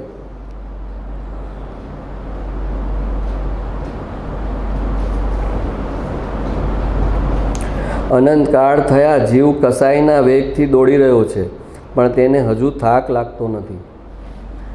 કે છે કે અનંતકાળથી કસાઈના વેગથી દોડી રહ્યો છે પણ એને હજુ થાક લાગતો નથી. જો થાક લાગે તો તેને મૂંઝવણ થાય અને મૂંઝવણ થાય તો તેની મૂંઝવણ ટળે. મૂંઝવણ થાય, એને કાંઈ મૂંઝારો થાય, જેલમાં હોય ને એને મૂંઝારો થાય કે આ કેમ મારે આવવું પડ્યું જેલમાં, આ કયું કારણ છે, અને આવું કારણ ભવિષ્યમાં ન કરું. જેલમાં ગોઠવાઈ જાય તો એ તો પછી પાછો જવાનો જ જેલમાં, એમ સમજવાનું. જેલમાં જ્ઞાતા દ્રષ્ટા ન રહેવાય. આ જેલમાં હું પાછો ન, એનું અંદર પીડા થતી હોય, પીડાને અનુભવવી પડે. તો કે ના ના, મને તો કાંઈ પીડા નથી જેલમાં. તો કે એનું નામ વૈરાગ્ય નથી. જો એનું નામ વૈરાગ્ય હોત તો ભગવાન 4 ગતિમાં બહુબ્રહ્માંડમાં શું કામ દુઃખ કે, એમાં એડજસ્ટ થઈ જાઓ બધા બહુબ્રહ્માંડ. જેલમાં એડજસ્ટ થવાનું તો નરકમાં એડજસ્ટ થઈ જાઓ. તમારા માટે જેલ અહીંયાની નરક જ છે ને, તો તું કે હું એડજસ્ટ થઈ ગયો એમાં. તો ભગવાન તો ક્યાંય એડજસ્ટ થવાનું નથી કહેતા, ડરાવે છે કે ભાઈ 4 ગતિના બહુ દુઃખ છે, તું આનાથી પાર જા. હા, તો કે હું જ્ઞાતા દ્રષ્ટા, તો કે જ્ઞાતા દ્રષ્ટાને તું સમજ્યો જ નથી સાચા અર્થમાં. વૈરાગ્યનો અર્થ એમ નથી કે તને જેલમાં એ સંવેદન શૂન્યતા છે, તારી મૂળ થઈ ગઈ છે, સંવેદનશીલતા તારી બુઠ્ઠી થઈ ગઈ છે કે તને કોઈ ચીજ જે તારા ઉદયમાં જે પીડા આવે છે એ પીડા પણ તું અનુભવતો નથી. તો એ પીડાની પાર ક્યારે જઈશ? જે તારા ઉદયમાં પીડા એવી, એ પીડા તો તારે અનુભવવી પડે, એ પીડામાંથી પસાર થવું પડે. અને એ પીડા તું અનુભવતો નથી તો તું આત્માનો આનંદ કેવી રીતે અનુભવીશ? તારી પાસે સંવેદનશીલતા બુઠ્ઠી છે. તો જે થકી તને દુઃખ અનુભવાય સંસારમાં, એ જ સંવેદનશીલતા જ્યારે યુટર્ન લઈ લે, આત્મા તરફ જાય, તો પછી આત્માનો આનંદ ભોગવે. તો સંવેદનશીલતા તો હોવી જોઈએ ને ભોગવવા માટે. હા, તો આની પાસે પીડાની સંવેદનશીલતા નથી. ઉદયમાં એને દુઃખો છે એમાં એડજસ્ટ થઈ જાય છે અને એમ દેખાડે છે મારા આઈ એમ અનઅફેક્ટેડ. આઈ એમ અનઅફેક્ટેડ એ બતાવનાર એ ઈગો છે તારો, અહંકાર બતાવે છે કે આઈ એમ અનઅફેક્ટેડ. જ્ઞાનીઓ કહે છે કે અમને સંસારની ઇફેક્ટ પડે છે, અમને આમાં નથી રહેવું. અમને એક સમય કૃપાળુ દેખે છે, એક કામ મારાથી આમ મને બોજા લાગે છે. એક કામ કરવાનું આવે વ્યવહારમાં તો મને બોજો લાગે છે. તો આ કહે છે હું તો એડજસ્ટેડ છું. તો એડજસ્ટેડ, જે સંસારને એડજસ્ટેડ છે એ સંસારમાં ફરીને આવવાનો છે. જે સંસારને એડજસ્ટ થઈ શકે એમ નથી એ જ મોક્ષે જવાનો છે. અનંતકાળ થયા જીવ કસાઈના વેગથી દોડી રહ્યો છે પણ તેને હજુ થાક લાગતો નથી. જો થાક લાગે તો તેને મૂંઝવણ થાય અને મૂંઝવણ થાય તો તેની મૂંઝવણ ટળે. આને ક્યાંય મૂંઝવણ જ નથી કે પ્રોબ્લેમ છે, તો કે કાંઈ પ્રોબ્લેમ નથી. કોઈ સમસ્યા છે તો કે નહીં, બધું બરાબર છે, તો કે એકદમ બરાબર છે. સંસારમાં છે એને ઓલવેઝ હેપી. હા, ઓલવેઝ હેપી. આત્મા જેને હાથમાં આવી જાય છે એ ઓલવેઝ હેપી નથી રહી શકતા. સમ્યક દ્રષ્ટિએ ઓલવેઝ હેપી નથી રહી શકતા, કેમ કે ચારિત્રનો મોહ હજી પડેલો છે. અસ્થિરતાનો રાગ છે, તો એ અસ્થિરતાનો રાગને કારણે એટલું દુઃખ પણ ભોગવે છે સમ્યક દ્રષ્ટિ. તો આ કે ઓલવેઝ હેપી. ઘણાના સ્ટેટસમાં મેં વાંચ્યું ઓલવેઝ હેપી. હું હાથમાં આવી ગયો હોય તો પણ ઓલવેઝ હેપી ન થઈ શકાય. હાથમાં આવી ગયો, આત્માનો અનુભવ થઈ ગયો હોય તો પણ ઓલવેઝ હેપી ન રહી શકાય. અને જેટલા મોક્ષે ગયા છે એ તો હાઈએસ્ટ લેવલના ડિપ્રેશનમાંથી પાસ થઈને ગયા છે. હાઈએસ્ટ લેવલના ડિપ્રેશનમાંથી પાસ થયા છે અને જોયું છે કે આ મન જે છે એ જ પ્રોબ્લેમ છે. અને આ મનની પાર જઈશ ત્યાં સુધી મને શાંતિ નહીં મળે. એ નિર્ણય એને ડિપ્રેશનમાંથી આવ્યો છે કે આ મન જે છે એ જ્યારે ડાયું ડમરું થઈ જાય છે અમુક સમય પૂરતું, પણ જો એમાં કાયમ રહ્યા તો એ મનની જે એક્સ્ટ્રીમિટી આવશે ત્યારે ડિપ્રેશન આવશે ને આવશે જ. તો મોક્ષે જનારા બધા જ લોકો ડિપ્રેશનમાંથી પાસ થયેલા છે અને એ મનનું સ્વરૂપ એણે અનુભવેલું છે કે આ મન કેટલું વિકરાળ છે અને કેટલું અગર ઊંધું ચાલે તો કેટલું બધું ડિસ્ટ્રક્શન કરી શકે અને મારી શાંતિનો ભંગ કરી શકે. તો આ શરીરના રોગ તો ખબર જ છે ક્યારે કેવા આવી શકે, અને મનના રોગ પણ ખબર પડી જાય છે કે આ મન કેટલું રિસ્કી છે. એક આમથી તેમ થયું તો એ મન ક્યાંથી ક્યાં એનું પાનું ચસકી ગયું તો ગયો. એટલે પછી કે વિચારે કે આ શરીરે ન જોઈએ, મન પણ ન જોઈએ. મને આ બે વસ્તુ રિસ્કી છે, એ મને જોઈએ નહીં.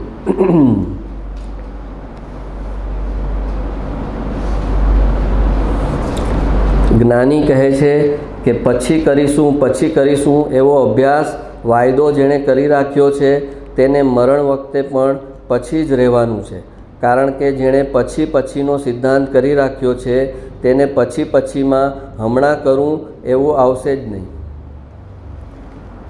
કરીએ છીએ ને હજી તો જિંદગી ઘણી છે.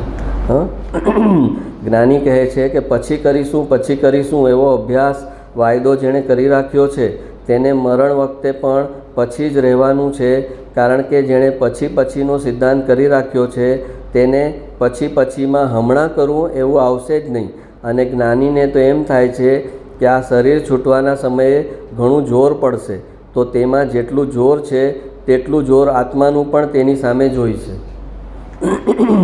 માટે જ્ઞાનીને એમ થાય છે કે મારા ભાવને આ ક્ષણે તૈયાર કરું, આ પળે તૈયાર કરું, આ પળે કરું એવો જેણે અભ્યાસ પાડી રાખ્યો છે તેને મરણ વખતે આ પળ જ આવી જશે.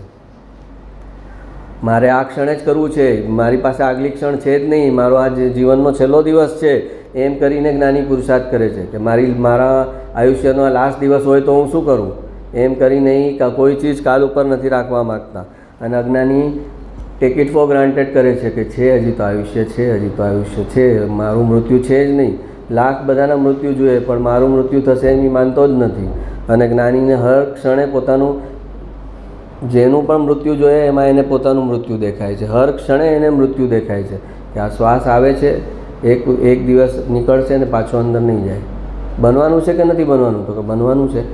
It is just matter of time. આ દુનિયાની બીજી કોઈ પણ સર્ટનિટી હોય ન હોય, કોઈ ચીજ સર્ટન હોય ન હોય, પણ ડેથ ઉપર કોઈ ક્વેશ્ચન ન મૂકી શકે કે ડેથ આવશે કે નહીં આવે. ક્યારે આવશે એ પ્રશ્ન થઈ શકે, પણ આવશે કે નહીં આવશે એનો પ્રશ્ન કોઈને નથી. રાજા હોય કે અબજોપતિ હોય, કરોડપતિ હોય, મહારાજા હોય, દેવ હોય, નારકી હોય, મૃત્યુ નહીં આવે એવું છે તો કે ના આવશે. તો જે ઘટના ખબર જ છે આવશે એની તૈયારી માટે તે શું કહ્યું? એની તારી તૈયારી કેટલી છે?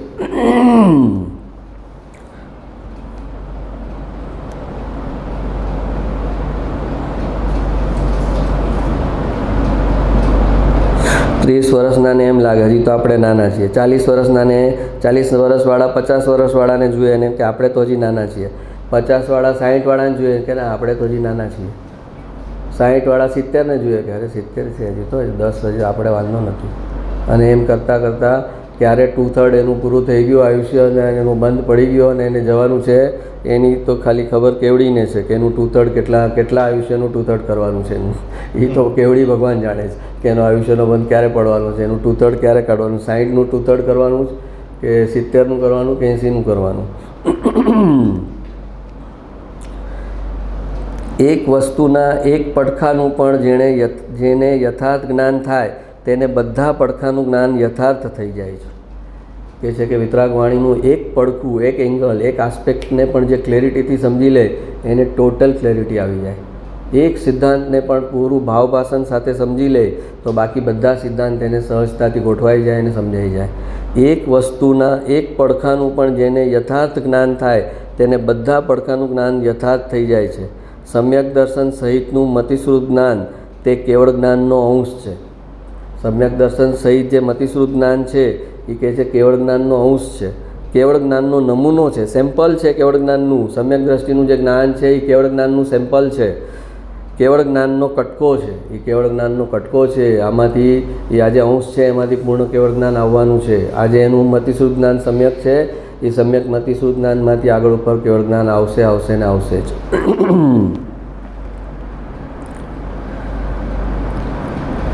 આજ્ઞા બે પ્રકારે છે, આપણે ઘણીવાર લીધું છે. દ્રવ્ય આજ્ઞા અને ભાવ આજ્ઞા. દ્રવ્ય આજ્ઞા માને તો પુણ્ય બંધ થાય છે. ભાવ આજ્ઞા સમજવી બહુ મોંઘી છે. ભાવ આજ્ઞા સમય માત્ર સમજાય તો ભવ બ્રહ્માંડ ટળી જાય. દ્રવ્ય આજ્ઞા એટલે એકચ્યુઅલ મોઢેથી કીધું, વાણીથી કીધું કે આમ કર ને આમ નહીં કર ને, તો એને કહેવાય દ્રવ્ય આજ્ઞા. અને ભાવ આજ્ઞા એટલે કે એના ભાવમાં શું ચાલે છે એ તમે સમજી ગયા અને એને અનુસાર તમે કહ્યું. તમારા જ્ઞાની જવા દો ને, તમારા પેરેન્ટ્સ છે, તમારા મમ્મી પપ્પા છે, તમે એના ભાવમાં જાણી લીધું કે એને સમજો કે એના બેન છે રાજકોટમાં, તો એને મળવાની બહુ ઈચ્છા છે. એમ બોલતા નથી પણ અંદર એને એનું બહુ છે, તો એને હું રાજકોટ એની બેનને મળવા લઈ જઈશ ને તો એને બહુ ખુશી થશે. તો તમે, તમારા મમ્મીએ તમને કાંઈ નહોતું કીધું પણ તમે સામેથી કીધું. એ કીધું અરે પણ તને કેવી રીતે, મને ખબર છે તમને રાજકોટ લઈ જઈશ તો બહુ ગમવાનું, તમારો જીવ ત્યાં છે. એને કહેવાય ભાવ આજ્ઞા. બોયલું કાંઈ નહોતા પણ એની સાથે જીવાતા, એનાથી એનું પ્રકૃતિ ખબર હતી, એનો સ્વભાવ ખબર હતી, એને શું ગમશે, એ શું ઝંખે છે એ એની આંખોમાંથી વાંચી લેતા હતા. એનું નામ કહેવાય ભાવ આજ્ઞા. અને દ્રવ્ય આજ્ઞામાં તો મોઢેથી ઓલા કહે કે ભાઈ મને રાજકોટ લઈ જા ને મને, હા, એને એ પાડે નહીં એવા આજના સંતાન છે. મોઢેથી કીધેલું ન પાડે એમાં પાછા 1707 ચીજ કહે. વડીલે કહેલી વાતને તમે કટ કરી અને તમે એનાથી બહુ બેસ્ટ ઓપ્શન આપ્યો તો પણ તમે નુકસાનીમાં ગયા. માની લો તમારા વડીલે કીધું કે આપણે આ મયુર ઇલેક્ટ્રોનિક્સમાંથી છે ને આપણે આ ટીવી લઈ લઈએ, આપણું ટીવી બહુ ખરાબ છે. અને તમે એને કીધું પપ્પા ઊભા રહ્યો, મારો દોસ્તાર છે ન્યૂ આલ્ફામાં, એ 4 દિવસ હમણાં રજા પર છે, ખાલી 4 દિવસ ખમી જાઓ, બસ તમે વાત કાપી ને. હવે તમે એ ન્યૂ આલ્ફાથી ટીવી લઈ અને 10,000ની બચત કરશો પણ તમે અહીંયા લાખનું પુણ્ય ગુમાવ્યું. તમે અહીંયા લાખનું પુણ્ય કમાયું. એના ભાવમાં હતું ને મયુર ઇલેક્ટ્રોનિક્સ, 10,000નું મોંઘું ટીવી લઈએ એ પરવડે. કેમ કે આપણું પુણ્ય જમા થયું અને વડીલના આત્માને શાંતિ થઈ. એની વાતને તમે કાપી નહીં. આ તો 1707 એને બતાવે. તું બેટર ઓપ્શન આપીશ ને તો પણ તું નુકસાનીમાં જઈશ. માની લે કે તે સારામાં સારું ટીવી આપ્યું અને એમાં 10,000 સસ્તું આવ્યું તો પણ તું નુકસાનીમાં ગયો. આવતા જન્મમાં તારે ગુરુ ખરાબ આવશે કુંડલીમાં. કેમ કે તને વડીલની વાત કાપવી નહીં, બને ત્યાં સુધી નહીં કાપવી, એવું બી તારી શ્રદ્ધામાં નથી. એટલે તારો ગુરુ નીચ રાશિમાં ગુરુ આવશે, તું કુંડલી બતાવવા જઈશ ને એટલે કહેશે ભાઈ તમારો ગુરુ છે ને નીચ રાશિમાં છે એટલે સ્ટ્રગલ બહુ કરવી પડશે. કેમ કરવી પડશે? કેમ કે વડીલની આંતરડી ઠાયરી નહોતી. વડીલની આંતરડી ઠાયરી નથી. એને એટલે ઓલા બાપ બિચારો વિચારે કરે યાર મને એ નથી ખબર હું 4 દિવસ જીવવાનો, આની પાસે તો 40 વર્ષ છે, મને ક્યાં ખબર છે. આને 4 દિવસની મારા સંદર્ભમાં જોવા જોઈએ. આને 4 દિવસ કે આની પાસે હવે જીવન કેટલું છે, હું શું કામ 1 દિવસ પણ મોડું કરું. એની ઈચ્છા થઈ તો એને એટલે કીધું કે વડીલની આજ્ઞા નહીં કરે એનો ગુરુ ખરાબ થઈ જશે કુંડલીમાં. પછી એને ભણવામાં તકલીફ, એને જીવનમાં તકલીફ, નોકરીમાં તકલીફ, પરણવામાં તકલીફ. એક ગુરુ ખરાબ થયો એટલે બધી તકલીફ લાઈનથી થઈ જાય. ગુરુ ખરાબ છે એટલે કે હવે લગ્ન બરાબર ટાઈમસર નહીં થાય, વાઈફ સારી નહીં મળે, ભણવાનું બરાબર નહીં થાય. અને એક જેણે વડીલના આશીર્વાદ લીધા એને એ ગુરુ સારો આવી ગયો, એની આખી જિંદગી નીકળી જશે. પણ એને ખબર જ નથી, એને સમજાતું નથી. એને થાય છે કે હું જેટલી મારી શાણપટ્ટીથી, જેટલી મારી બુદ્ધિ વાપરું અને એમાં બેસ્ટ બતાવું. જો પાછું કે જો પપ્પા આપણે 4 દિવસ તમે ખમી ગયા તો 10,000નો ફરક પડી ગયો ને એ જ ટીવી અહીંયા છે ને 50,000માં છે ને ત્યાં હું 40,000માં લાવ્યો. એ તે કર્યું ને તે હોશિયારી અહીંયા જે દેખાડીને એમાં પણ તું નુકસાનીમાં છે. એ તું સમજ, તે અત્યારે ફાયદો કર્યો છે, તે આવતા બહુની નુકસાની કરી છે. એની બધી દ્રષ્ટિએ આ ક્ષણને ના જ બેનિફિટ પર છે ને. અત્યારે મને નુકસાની ન થવી જોઈએ, અત્યારે હું ફાયદામાં રહેવો જોઈએ.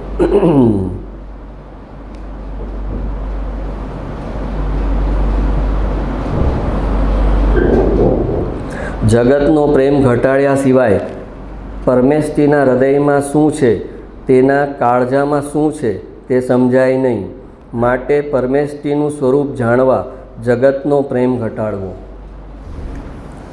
કહે છે કે જગતનો પ્રેમ ઘટાડ્યા સિવાય પરમેષ્ઠી એટલે અરિયન, સિદ્ધ, આચાર્ય, ઉપાધ્યાય અને સાધુ, એટલે ટૂંકમાં વિતરાગ મોક્ષમાર્ગ, વિતરાગ વાણી, એમાં શું કહેવામાં આવે છે એક્ઝેક્ટ એ તને જગતનો પ્રેમ ઘટાડ્યા વગર તને એ સમજાશે નહીં.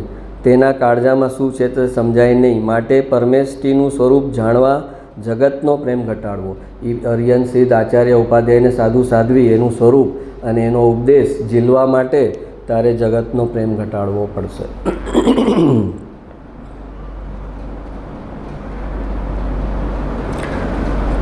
દર્શનમોહ મંદ કર્યા વિના વસ્તુ સ્વભાવ ખ્યાલમાં આવે નહીં, અને દર્શનમોહનો અભાવ કર્યા વિના આત્મા અનુભવમાં આવે તેવો નથી. દર્શનમોહ જ્યારે મંદ પડે ત્યારે જ આત્માની વાત એને સમજાય અને એનું ભાવભાષણ થાય. દર્શનમોહ મંદ ન પડ્યો હોય તો પછી સમજે પણ એને ભાવભાષણ ન થાય. એના અક્ષરોપસમમાં વાત આવી જાય, એની બુદ્ધિમાં વાત આવી જાય, પણ દર્શનમોહ મંદ ન પડ્યો હોય તો એને ભાવભાષણ ન થાય. દર્શનમોહ મંદ કર્યા વિના વસ્તુ સ્વભાવ ખ્યાલમાં આવે નહીં, અને દર્શનમોહનો અભાવ કર્યા વિના આત્મા અનુભવમાં આવે તેવું નથી. મંદ થાય ત્યારે આત્માનું સમજણ આવે કે આત્માનું સ્વરૂપ શું છે, અને જ્યારે દર્શનમોહનો અભાવ એટલે દર્શનમોહનો ક્ષય થાય ત્યારે એને આત્માનો અનુભવ થાય, એટલે કે સમ્યક દર્શન થાય. આત્માની સમજણ પ્રાપ્ત કરવા માટે દર્શનમોહ મંદ હોવો જોઈએ, અને આત્માનો અનુભવ કરવા માટે દર્શનમોહ ટોટલી ઝીરો હોય ત્યારે એને અનુભવ થાય.